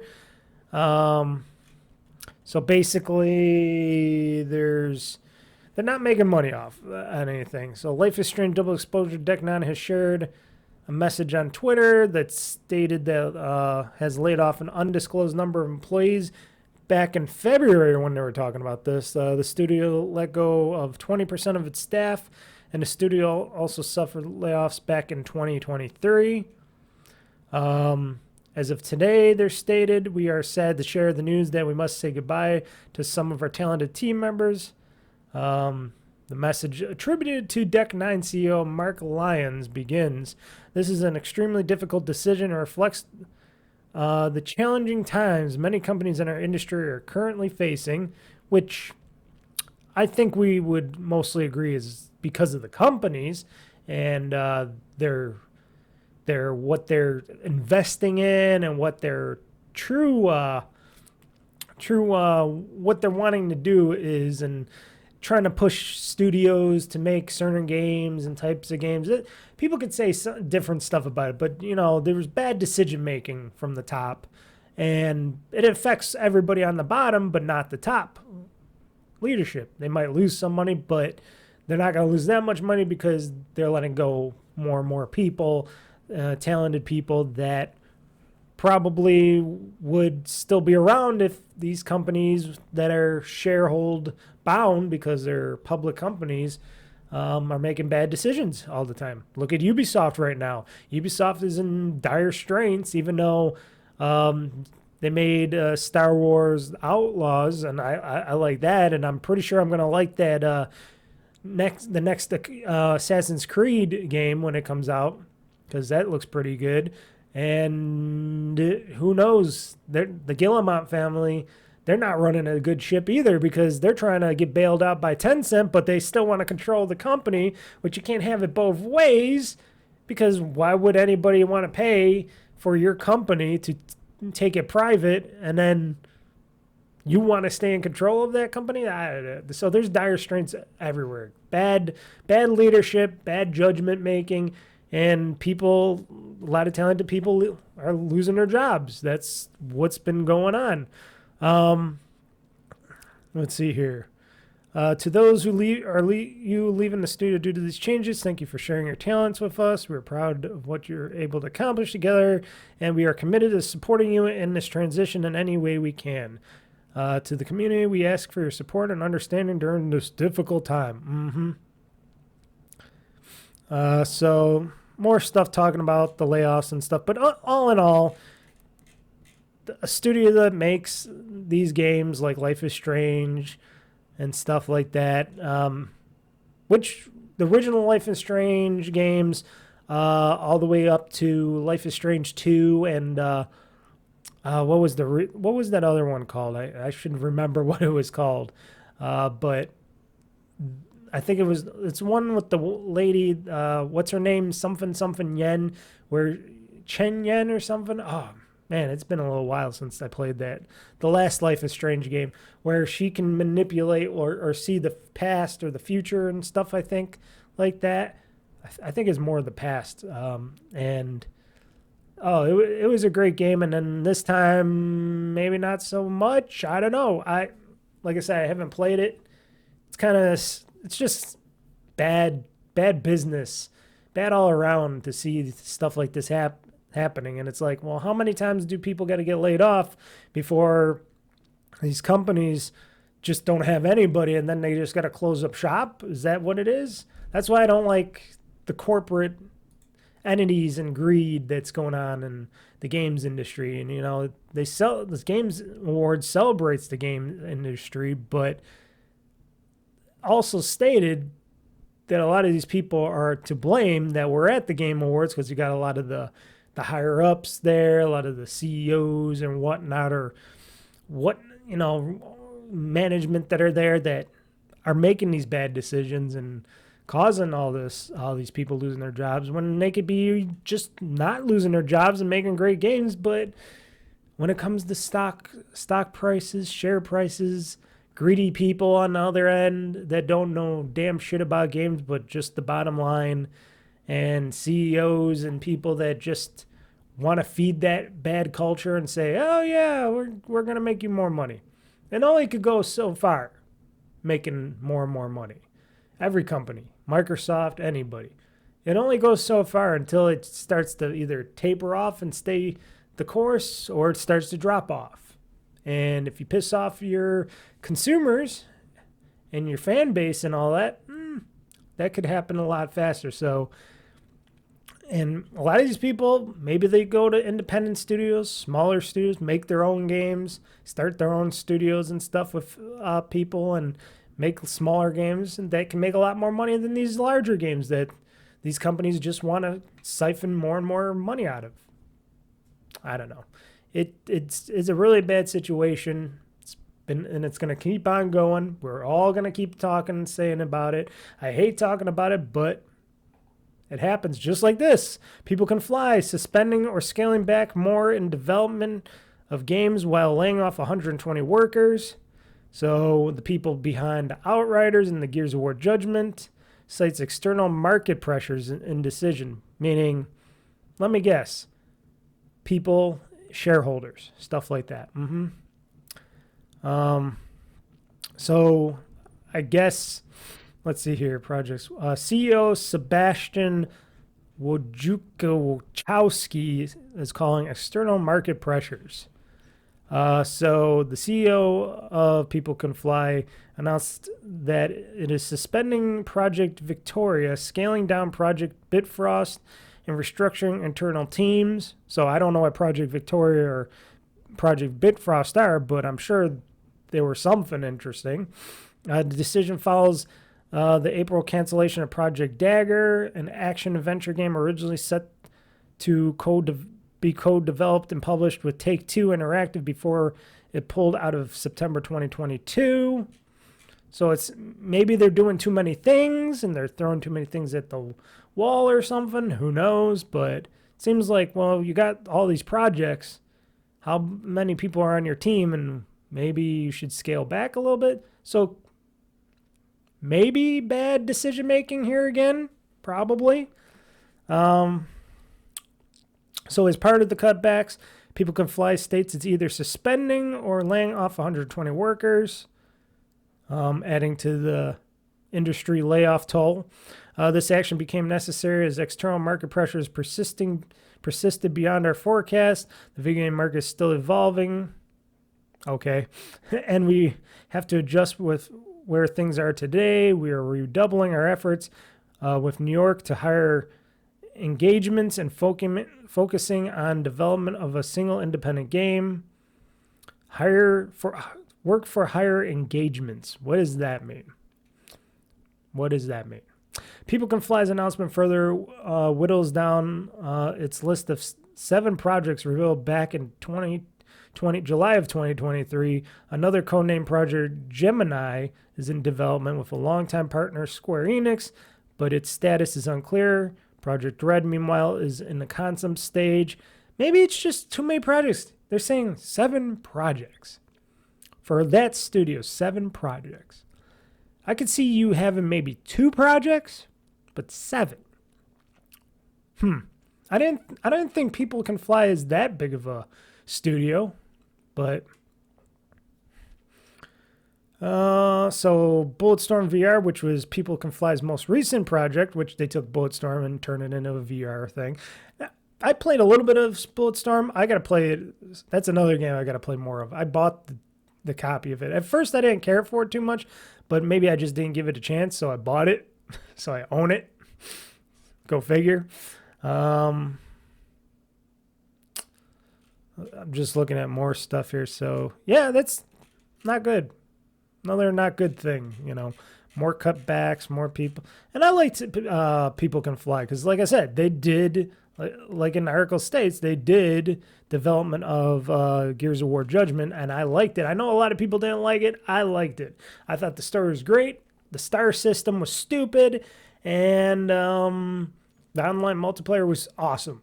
I liked the cool multiplayer where I was like the little locust centipedes and stuff like that, and we're bashing through barriers and stuff, trying to get up to the parts and stuff. It was a great game. I played a lot of multiplayer on Gears of War Judgment.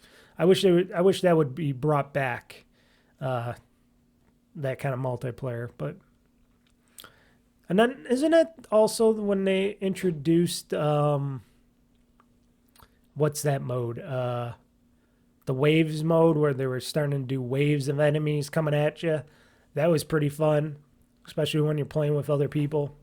You could try it by yourself, but if you're playing with others and building up defenses and stuff, and you're seeing waves of locusts coming at you, that's always pretty cool.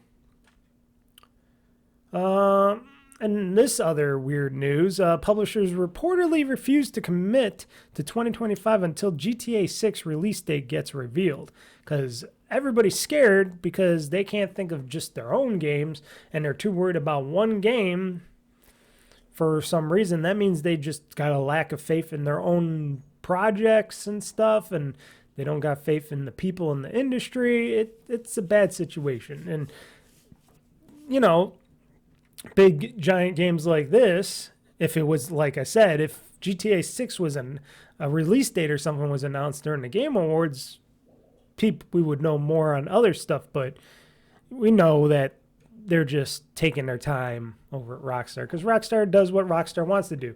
Even though they're owned by Take-Two, they do what they want to do because they're Rockstar. And Take-Two isn't going to push them to do anything. Shareholders are not. They make juggernauts of games. This game, I hear, is going to be very expensive, but they make juggernauts of games, and those juggernauts of games make a lot of money. Unless they fuck up one time, which could happen. So Take-Two Interactive still hasn't revealed when GTA 6 releases, and other publishers are reportedly refusing to commit to 2025 until they know they can avoid it, which, what's there to avoid? You know, it's one game. It doesn't matter when it hits, and if you're going to wait on that, you're just losing money and time because your game isn't coming out until whenever. And then how about if there's other big games coming out that are in your way? Are you going to just keep pushing your game back or whatnot? It seems like I said, bad business all around. People worrying about other people in games. We never used to do that.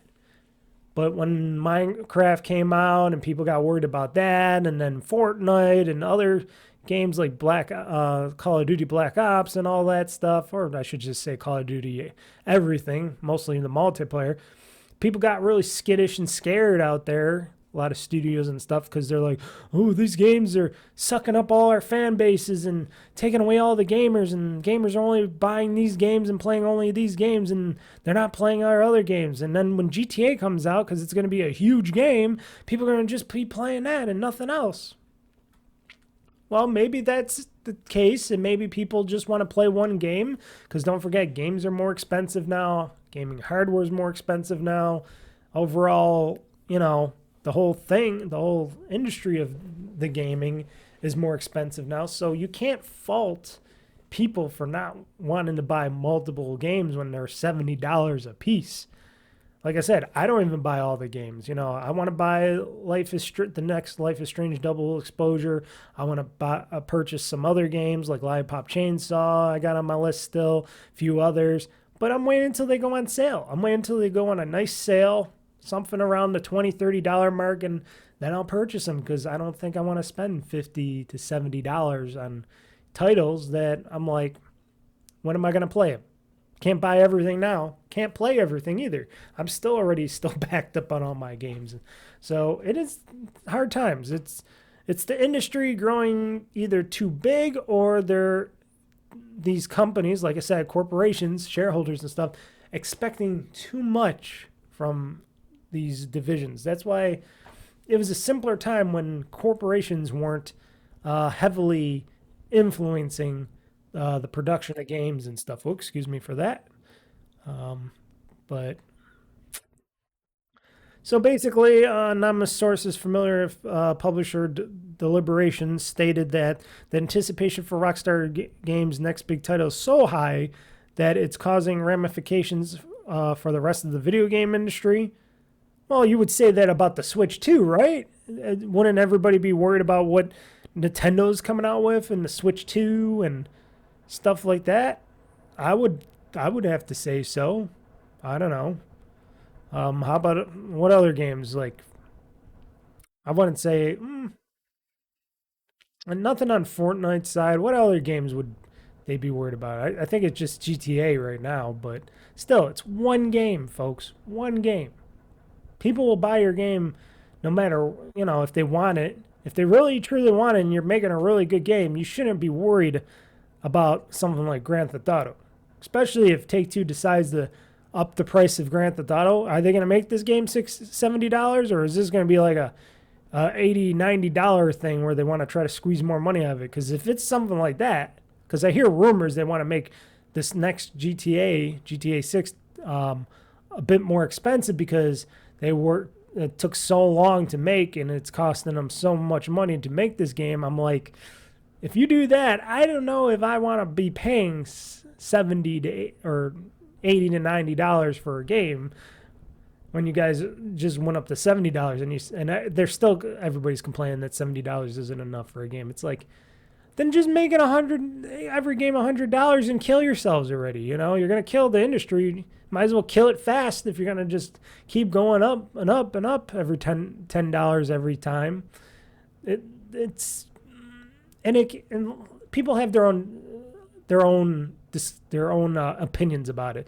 A lot of people say, "Oh no, the game's got to be more expensive because you got to pay the people." But are they really paying the people that are developing these games, or are they paying their shareholders and themselves, and they want more money in their pockets?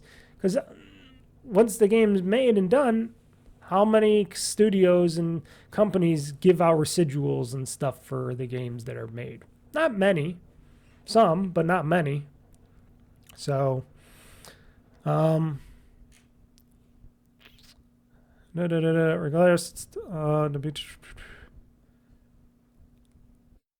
so they're talking more about YouTube videos of the Grand Theft Auto 6 YouTube video surpassed Minecraft to become the second most watched video game trailer of all time, with more than 168 million views in the first 3 months. Yes, because Grand Theft Auto is a great game, great series, great franchise, you know.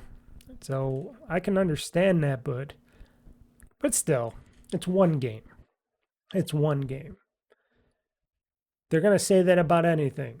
If Mojang finally decided, oh, we're gonna make a Minecraft 2, a real Minecraft 2 with ray tracing and different type of graphics, you know, maybe like looking like a more Super Nintendo like graphics interface and stuff like that, making Minecraft a little bit more modern realisticness, but still keeping the Minecraft feel and look and stuff, but making it, you know, more in a way. Imagine people flocking to that. Imagine all the people, all the kids, all the parents, all the people, Minecrafters out there just, we're going to go to that. And then people are going to get scared. The industry's going to go, no, Minecraft 2, no. How about this OG Fortnite? How many people are going to be super excited for OG Fortnite to come out? Well, it just doesn't end, people. It's just going to keep going with all these games because a lot of people want to keep these games going, keep the fan bases going so they can keep making money, and then everybody else gets scared for a reason. Because why? Because maybe they're not so confident in their own games. Maybe their games aren't as good, or they don't have as much or whatnot, but they're not confident in their own game's ability to make money. That's the only thing. That's the only cause. They're not comfortable. So if you're going to just keep waiting and let things pass by, you're never going to get the kind of money and stuff that you would if you just put out your game and promote it well, you know. But that's a give or take. People are fickle nowadays. Times have changed, and not everybody's like me and some of you out there that buys most of these games, you know, early and often, you know. Not everybody can afford $70 plus games all the time. So, tough times. Yakuza Like a Dragon tech chief finally wants to make a Dragon engine for the high-spec consoles. So I guess this Dragon engine that they have now has been around for 10 years. Or after 10 games. Yes, sorry, not 10 years, 10 games. So they want to make it, the tech chief wants of Yakuza Like a Dragon wants the Dragon engine, a new Dragon engine, basically. They want to upgrade a Dragon. So with Infinite Wealth and all that, you look at that, the graphics look amazing, right? The whole game looks superbly amazing. It's so beautiful. It's so vibrant. It looks like it's just... So what would they do? What more would they do with this Dragon engine? What is holding them back? Or according to this chief engineer, what's making it like he would need to make a new Dragon engine going forward? Because it seems to me like it seems like a good engine, but maybe because they're like, oh, the assets, because I hear a lot about assets reusing and stuff like that. But still, it's like, it's a great engine. It makes beautiful games, and people know how to use the engine so well that they're making so many of these games, but he wants to make a new one.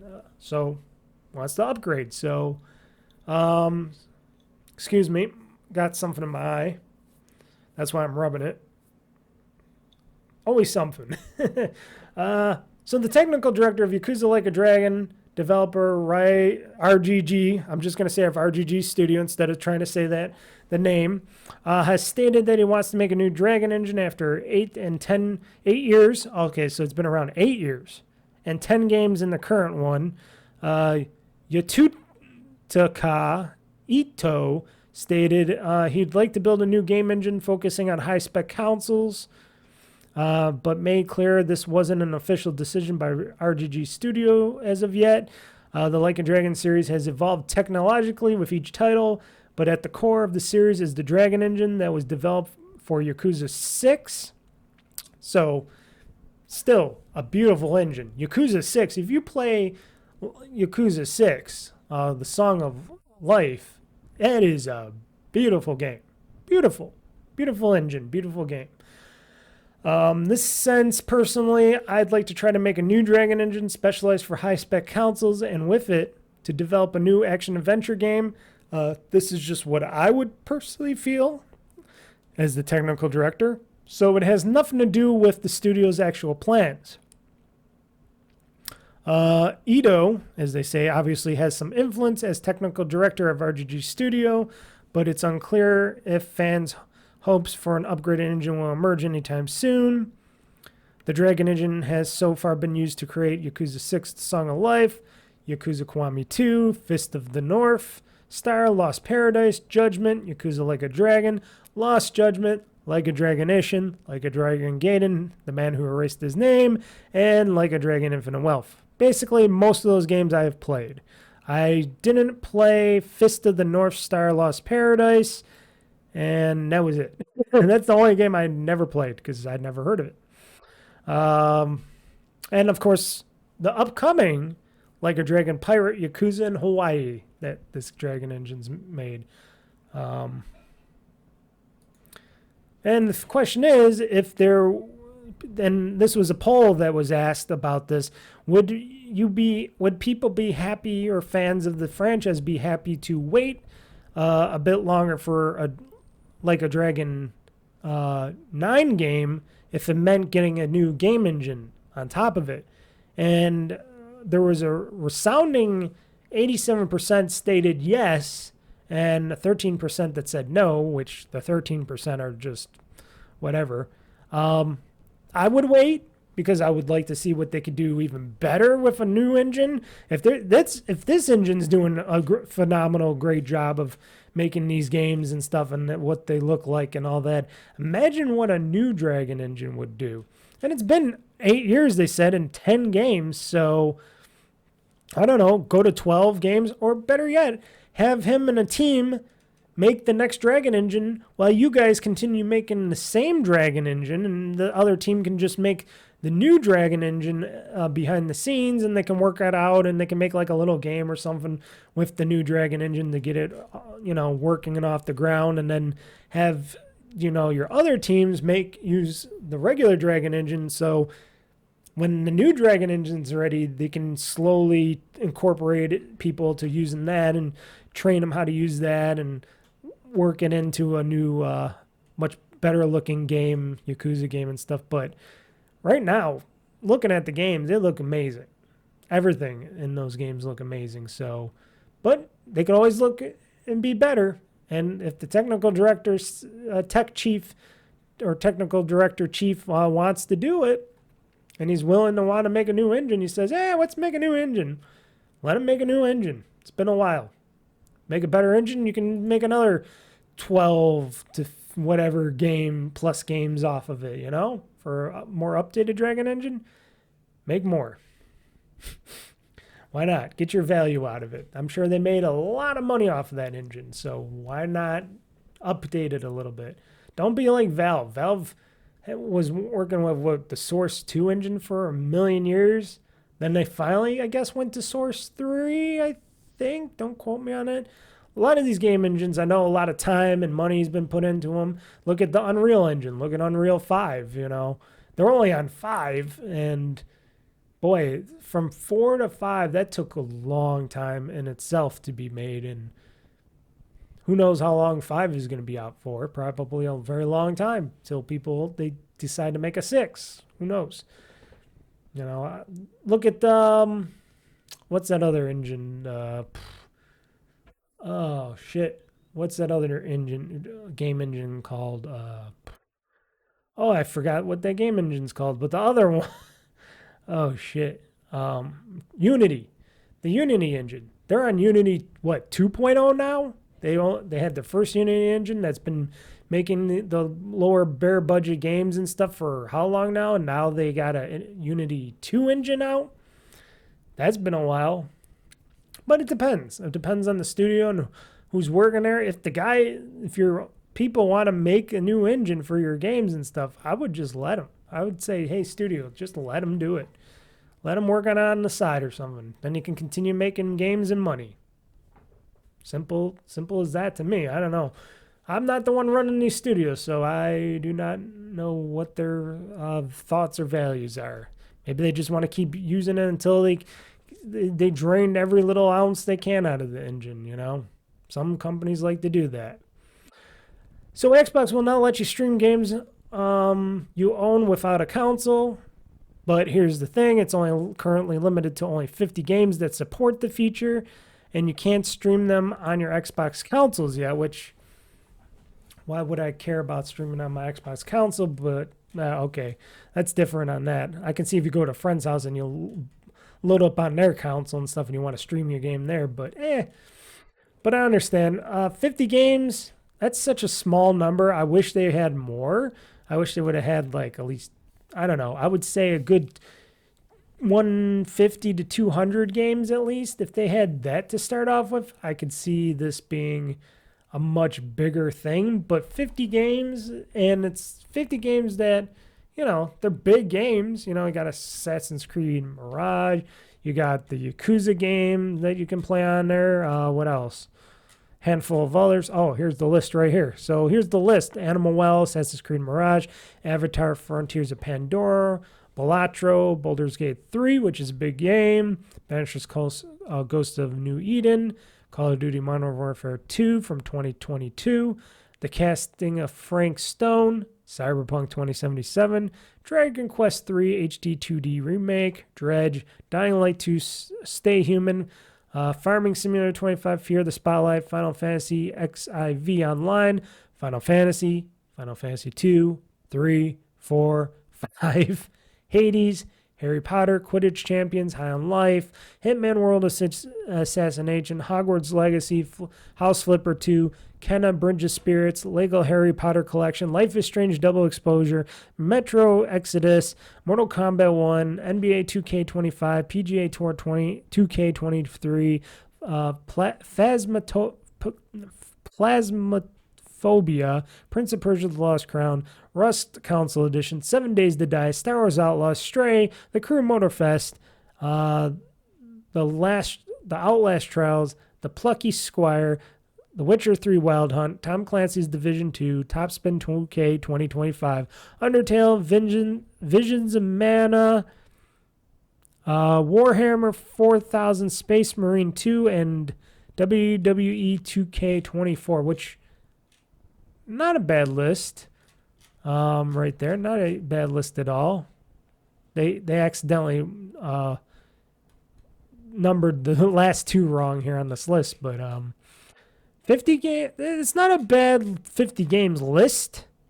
I wonder if this, I don't know why you just couldn't play even more. Like, I want to be able to, if I wanted to stream, not that I want to stream any games, but if I wanted to stream, I would like to stream my whole backwards catalog of Xbox 360 games, Xbox One games, you know, stuff like that. Will it ever happen? Probably not. But I guess it's something they're just starting off with. We'll see if it goes anywhere. I don't know. I'm not a big streamer of the games anyways, but it might be something to look forward to in the future when more things are Xbox everywhere and they're really trying to push their streaming efforts to get people to play their games even if they don't own an Xbox console, because that's the whole thing. Not many people are buying Xbox consoles from Microsoft, so most likely they'll be able to stream it on their PCs and Fire TV sticks and stuff like that. I think people will just be fine because who knows? They could be just casual gamers and they just want to play one game. Like maybe the next Grand Theft Auto game will be able to be streamed and stuff. Who knows? I don't know. They got a lot of these games on there, and if they're good to be streamed and played, why not? Also, Microsoft added 400 games to its Xbox app on Windows PC, along with this key feature that's people wanted for years, I guess. I don't know. The Xbox PC app just got a major new update, and here's what it's brought to the software. I didn't really read this article yet, but so it's with the firm adding of 400 PC games to the client. Additionally, it's also getting an official home menu screen that should make it easier for users to quickly access a variety of useful options and tabs. General Manager of Content, Curation, and Programs at Xbox, Chris Charla, announced the update back on Wednesday. So this was, when did this article go up? So back, doesn't say what the date is on this article. Must have been a week or two ago, right? Maybe it was 2 weeks ago. So basically, there's more games. Notably, over 100 of these additions to the app support Xbox Play Anywhere. A new feature lets you transfer your progress between Xbox consoles and PC as long as you're signed into both with the same Microsoft account. Crossplay between Xbox and PC is an included feature for many as well, with it's also possible with other platforms at the developer's discretion. So basically, yes, more games to buy, more games potentially to add for Game Pass.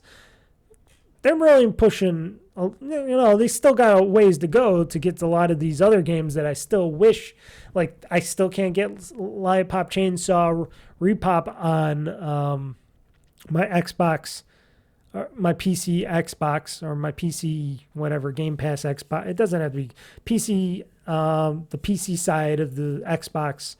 Can't get that game, can't get some of those other games that are coming to Steam, like Final Fantasy VII Rebirth and all that. There's still a bunch of games that are still being excluded from the store from developers. Look at all the Ubisoft games. There we go. If I would have been able to purchase Star Wars Outlaws for my Xbox for PC, I'd be playing Star Wars Outlaws on my ROG Ally or my PC, but they only offer it on Steam, and it's like, okay, why not sell it on the Xbox PC store? Why not? You make more money that way, right?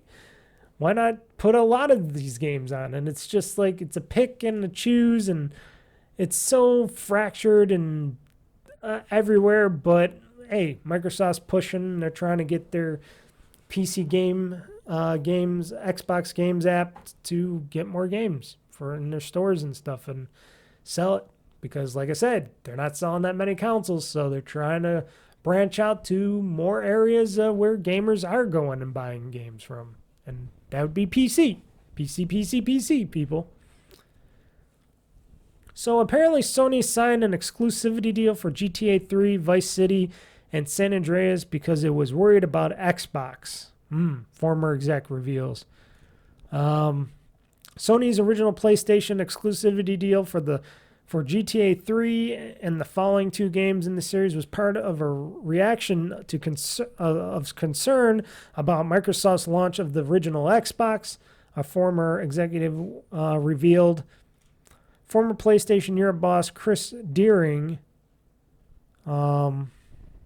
admitted Sony was concerned about the November 2001 launch of the original Xbox and sought exclusivity deals with third-party publishers to bolster the appeal of the PS2.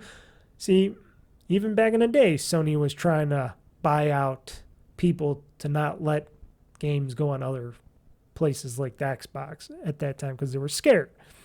We were worried when we saw Xbox coming. Deering said, we knew exclusivity was the name of the game in a lot of fields, like Sky TV with sports. Just as Christmas was approaching when Xbox would launch, a few of us went out to our favorite third-party publishers and developers, and we asked them, how would you like a special deal if you keep your next generation game on PlayStation exclusive for a 2-year period?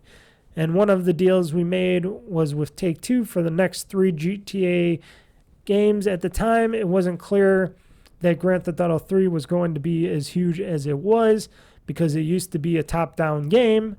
It was very lucky for us and actually lucky for them because they got a discount on the royalty they paid.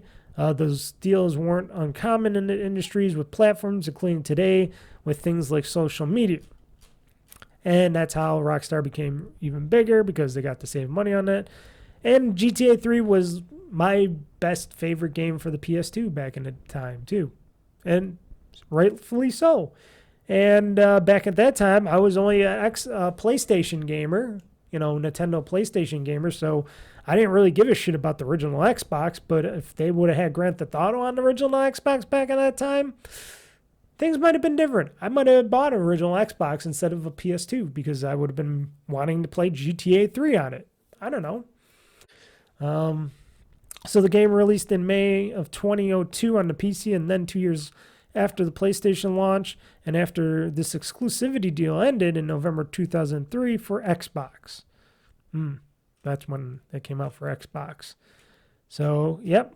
Sony got scared. They paid extra money. They cut a special deal to save Rockstar some extra money on the game, and Rockstar got lucky and did that. That's how all these franchises developed. And that's what they're doing right now still with Square Enix, except Square Enix isn't in a good place right now, and their Final Fantasy games aren't selling as well as they would like to because they're only selling them on for the PlayStations, like PlayStation 5 and stuff. And still, how many people are going to be wanting to buy PS5s just to play Final Fantasy? People want to play Final Fantasy Rebirth on the PC, which is coming out for PC. I bet you they'll get a lot of sales then. And then still, people like me, I would love to play that on my Xbox or whatnot or PC GamePass, But I don't know. They said they were going to branch out, but are they? I don't know. I know I talked about that just earlier and when I said that, but it comes to light when you see, okay, of yesteryear, people that did exclusivity deals were making a lot more money, and now it seems like the money's drying up and they're not making as much money for their franchises. But still, Sony and others would love it if they were just exclusive to their platforms. That's why Microsoft's trying to sell on every platform, because they're like, well, if we're not making enough money on our platform, we'll sell it on PC, we'll sell it on PlayStation, we'll sell it everywhere else, because shit, we just want to make money out the game, and we want the game in as many hands as possible, and we don't want things fractured. So I can understand that as well, but there's certain times when you want to make certain games just an Xbox game or something, and then eventually bring it out.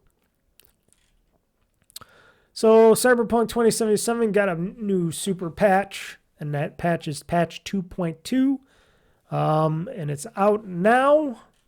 This is what makes me want to get back into playing maybe some Cyberpunk someday. I own it for both the console and I own it for PC, so I should try out the PC version of Cyberpunk, but I don't know. I like playing on my Xbox, but I would like playing it also on my PC. I'm a lot better on the PC, I'm sure.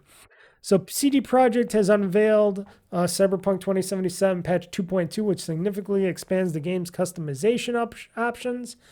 Developed in partnership with support developer Virtuos, 2.2 is called Express Yourself, with the idea that players can express themselves more in the game. The update launches, before today, so December 10th. So this is the 14th, so this was 4 days ago as I'm talking to you guys. Which is, it's interesting that they're still supporting Cyberpunk 2077 and they're still patching and putting stuff into it and stuff. That's pretty good. That they're making decent on Cyberpunk. Even though they didn't have too many DLC packs for Cyberpunk 2077, which I would have really loved. 2.2 does not add a new game plus feature to Cyberpunk 2077. Oh, okay. That's something they could have put in there. Nor PS5 Pro support. 2.2 does, however, let players change the colors of more cars in a more detailed way with the upgraded vehicle customization user interface. The new twin tone feature lets you scan any car at Night City and edit its paint job to your car. There you go. The idea is if you're driving around and you see a cool car, you'll be able to save its paint job in a database, and from there you apply it to your cars. This adds a paint job collecting and exploration aspect to Cyberpunk 2077 gameplay. I didn't know there was so many different paint jobs in that game. I guess there are. There are also gameplay implications too. If you change the color of your car while you're being chased by the police, you'll fade out your heat level, so you can escape into the alley, which change your color and then drive away scot-free. That's cool. Color changing cars, just like if you want to change your license plate on those cars as well, that'd be cool. 10 cars previously unavailable to buy or own will be added to the Auto Fixer website, 8 of the base game, and 2 to the Phantom Liberty expansion. Sticking with cars, Johnny Silverhands, played by Keanu Reeves, will now spawn next to you in the passenger seat around 25% of the time. The idea here is to increase the presence of Johnny while playing, reinforcing the fact that he's stuck in V's brain. He'll make comments as well, some of which are insults, of course. Johnny will not spawn when you're in combat, when another NPC is in the seat next to you, of course, or when you're on a main story quest, since he's usually involved in those. But CD Projekt stated you'll see him quite a bit. You'll be able to use photo mode when Johnny is also sitting next to you as well. There you go. They're also added better camera modes for photo mode and stuff, drone mode, stuff like that. A lot of picture stuff and modes and stuff, display, customization to your body, paint job, your facial stuff. It's mostly a lot of customization stuff. And then they got a lot of patch notes here. I'm not going to get into it. There's just tons and tons of patches. Added more character customization options, 32 eye colors, 18 lip makeup types, 17 nail colors, 10 cheek makeup types, 16 eye makeup types, 4 face scars, 5 eyebrow shapes, 4 face tattoos, 2 body tattoos, 8 cosmetic face cyberware options. Upgraded the character creator randomizer to feature a new plain to punk slider. Whether you're aiming for understated casual look or bold, edgy style for your V, you can now use the slider to strike the perfect balance. Added more secrets to discover in Night City and a partridge in a pear tree, people. Plus, there's more stuff in the side quest and open world. Fixed a lot of that stuff. It just keeps going on and on and on. Miscellaneous, PC-specific stuff. Whew. A lot of stuff in this patch. So it's a big patch for Cyberpunk. And like I said, I'm very thankful that CD Projekt Red is sticking by their game and making sure that it's working great for people for years to come. And not just, oh, it's out, we did our patches, we're done, we're working on the next step. No, they're still doing some major stuff with it. Because they know people still playing it like crazy, which is great. Talking about handhelds earlier, gaming handhelds. The new MSI Claw 8-inch handheld has 32 gigs of RAM, a faster processor, and more upgrades. But the problem with the MSI Claws, they use Intel chips, full Intel chip integration. Those are not good with battery power, and they get very hot, and they don't even run at their full spec uses. So I'm wondering how much better this is. Plus, if they're using Intel graphics. I wonder, because they don't talk anything about the graphics on these MSI claws, unlike if you're talking about like the Asus ROG Ally and stuff. And I think the Lenovo Legion Go, I think they use the AMD with the AMD Radeon SoC chips. Those actually work well together and they bring really good processing power and graphics. Intel, not so much. Plus, they're talking about that they're using an Intel. Let's see here. Weren't they talking about that they were using an Intel, the latest Intel chip, which had issues with it? I'm thinking, yeah, Lunar Lake Core Ultra 7 processors. That's what they were talking about. It's like a bigger battery, tweaks the ergonomic and design, and Intel's new Lunar Lake Core Ultra 7 processors. I thought those processors had some issues with them, so. But a bigger screen, 8-inch screen, it looks pretty nice. It still looks exactly like a ripoff of the Asus ROG Ally. You know, it's just bigger and stuff like that, but it rips off like everything else. It has the same front panel interface to it, the same where the joysticks are with all the different color schemes that you can get for the lighting, the RGB lighting and stuff. It's got all the other stuff here with the menu button system and all that, and it's like a cookie cutter of it, but they just put in different parts and added more RAM. Now, I'm not going to tell you not to get one of these because the MSI Claw 7 AI Plus is $799, and then the MSI Claw 8 AI Plus is $899, and it has more storage. It has that 32 gigs of RAM and stuff, but I would consider getting like an Asus ROG Ally X. Just saying, because like I said, my ROG Ally Extreme runs every game that I threw at it, PC game that I threw at it, at really good frame rates, really good looking, plays smooth and all that, and they're supporting it really well. And, you know, as one of the first gaming handhelds out there that plays these PC games very well and stuff, they just been out there longer with their hardware. The Lenovo Legion stuff, they've been doing gaming laptops for a while. You'd think they would have a good handheld. I do not know nothing really about them. I just know that they're out there as well. And the MSI Claws, every time I've seen them, I'm just like, yeah, rip off of the ROG Ally.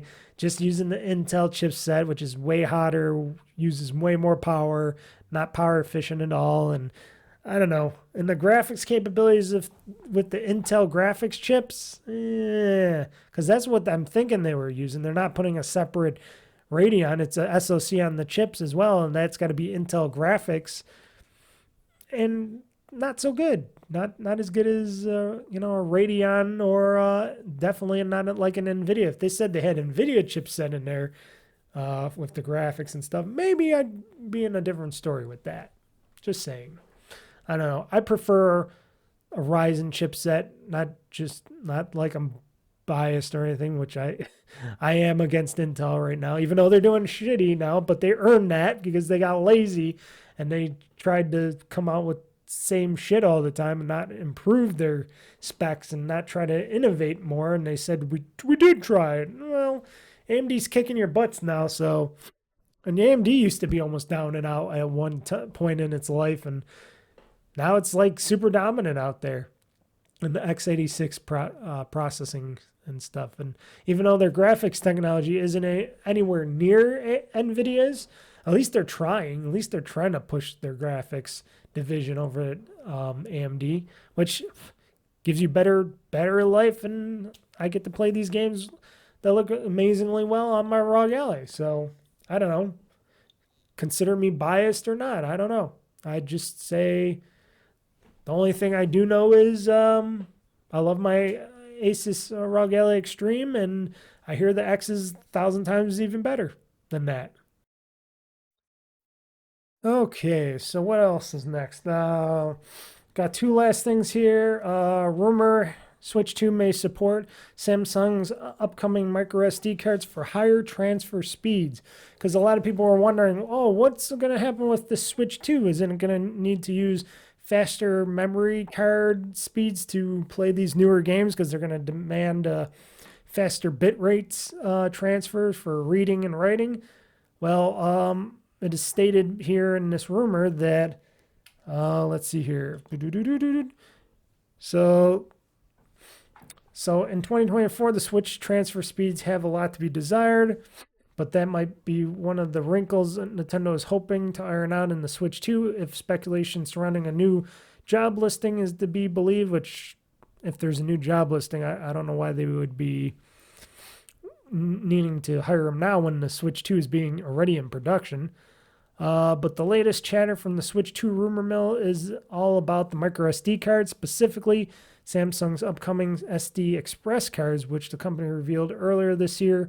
Samsung claims that these micro SDs can reach transfer speeds of up to 800 megabytes per second, a notable bump on the current Switch's 60 megabytes per second on the branded SanDisk cards, and 150 megabytes S Max on the SanDisk SD XC card. And it looks like Nintendo is hoping to support it in the near future, which, yeah, if you're going to be playing these more memory and card intense games, because they're going to probably not have that much memory on the Switch 2 device itself, they're going to want you to pop in micro SD cards and stuff, or buy one of those probably more expensive Switch 2 game carts, because those are going to be bigger and faster and stuff, and I'm sure they're going to be more expensive to manufacture as well. So yeah, you know, evolution and the upgrading and what should I say, the technology in general for storage is getting better and better all the time. It's getting faster. Drives can hold more, at least spinning drives can hold more. Like I said, micro SD cards, they're able to hold more. They've got almost 2 terabyte cards now. They're at 1.5 from SanDisk already for micro SD cards. I remember when a terabyte micro SD card was crazy, or 512 gigabyte one was crazy. It's like, whoa, now they're at 1.5 terabytes. And then you, like I said, you got your spinning disk drives that go to like 20 terabytes almost, and they're going to even try to make them bigger than that for storage. But M.2 drives and stuff, which that's what I wish the Switch 2 would probably implemented, like a M.2 storage thing. They could go up to, like I said, 8 terabytes. I said that in the beginning because I said if I was going to get the next Asus ROG whatever, the ROG Ally 2 or whatever they're going to call it next, I would definitely get one of those definitely hefty priced M.2 drives that can hold up to 8 terabytes, because why not? I wish those would go up higher. I wish those would go into the 10 to 20 terabyte range. I know memory, for some reason, solid state memory is way more expensive to make than spinning disk memory. Still, you would think that they would come up with a way to make, solid state memory a more efficient, cheaper, and faster, easier way to make that stuff, instead of just spinning disks with a little needle that reads them that could be broken at any time. But, and then you got your DDR4s to DDR5 and everything else. A lot of changes in that technology, but if the Switch 2 does upgrade that stuff and you got to use a different micro SD card, a faster one, why not? Why not? Hopefully it supports that stuff. The faster, the better. Makes the games run faster and better on your Switch 2. Not the Switch 1, but the Switch 2, whenever it's announced. And then final news, Limited Run is coming out with limited editions of Virtua Fighter 2 for the Xbox Series X and Xbox One and stuff like that. I am thinking about purchasing pre-ordering one. I don't know yet. I would like to pre-order this Virtua Fighter 2 game from Limited Run. going to be a little expensive because it's $34.99, but then their shipping is like, what, $12 and stuff, and then you add sales tax to that. And then if you want a clear plastic case for it, that's going to cost more, but it looks really cool. I like Virtua Fighter 2. It was a really fun game. I don't know if they're coming out with this also digitally. I think they are. But it's in support because, you know, Sega is coming out with all these Virtua Fighter things going on. Like the new Virtua Fighter that they're just announced, and the one that they announced for just Steam, for PC and Steam, where it's the multiplayer one, which they were working on. And then Limited Run has all these Virtua Fighter collector's editions. They got this Virtua Fighter 5 Ultimate Showdown Collector's Edition for PS4 for $250. Then they got the games from Limited Run with different looks to them at different prices and stuff. I don't know. I think $34.99 isn't a bad price to pick up a copy of Virtua Fighter 2 from Limited Run, I would think. I don't know. I might think about getting it. I got till January 12th to pre-order this if they don't so-called run out. They got a standard edition, and then they got the classic edition, which the classic edition looks like what it did on the Sega Saturn boxes back in the day, where you got Ryu on the box and stuff, and it says Limited Run, and it's got that classic look to it. And then you got standard edition, which is a little bit more prettier looking here. And they're both the same price. They're just, oh no, the classic edition's more money. Classic edition, oh, it says here, oh, I'm wrong on that. Forgive me, folks, I'm wrong on that. The classic edition of Virtua Fighter 2 is $64.99. Expensive. Oh, because it comes with more stuff. Oh, I see. A commemorative coin, art cards,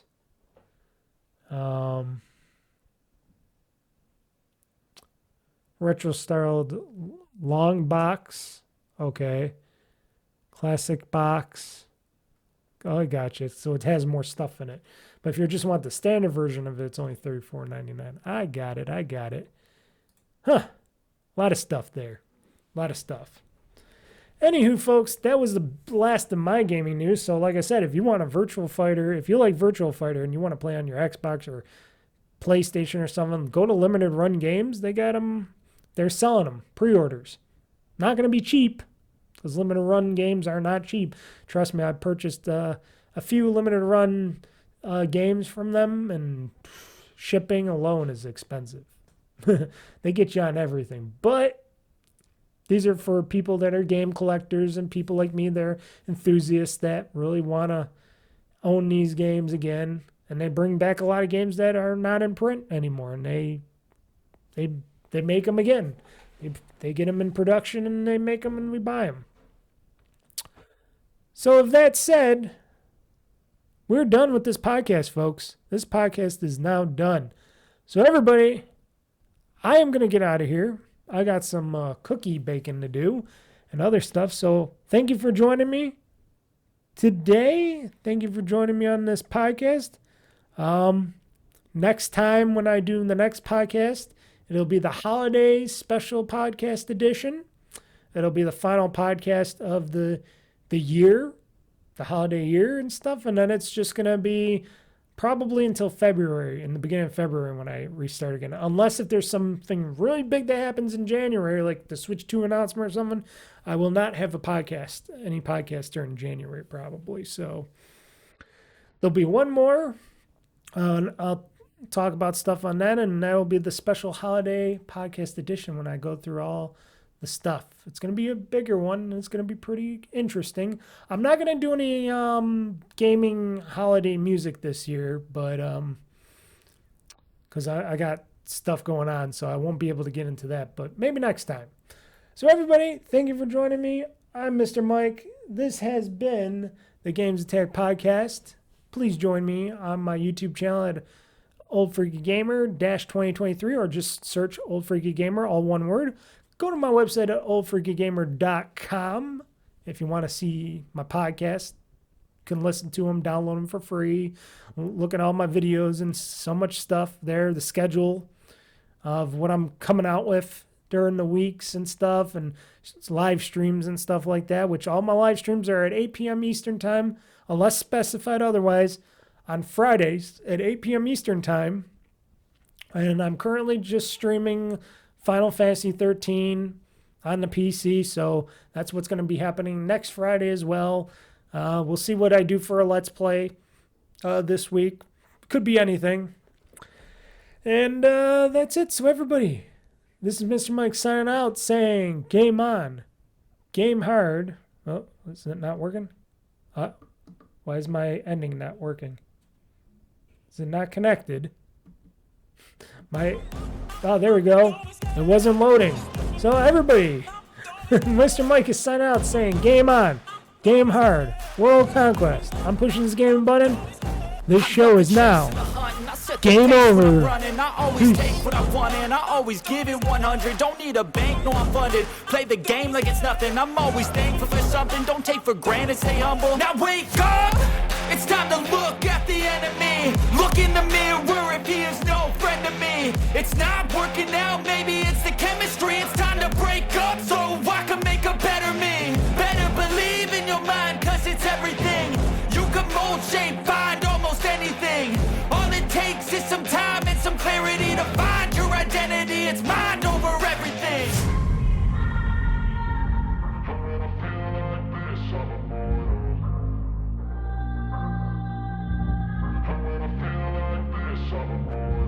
And when I feel like this, I'm immortal. When I feel like this, I'm immortal.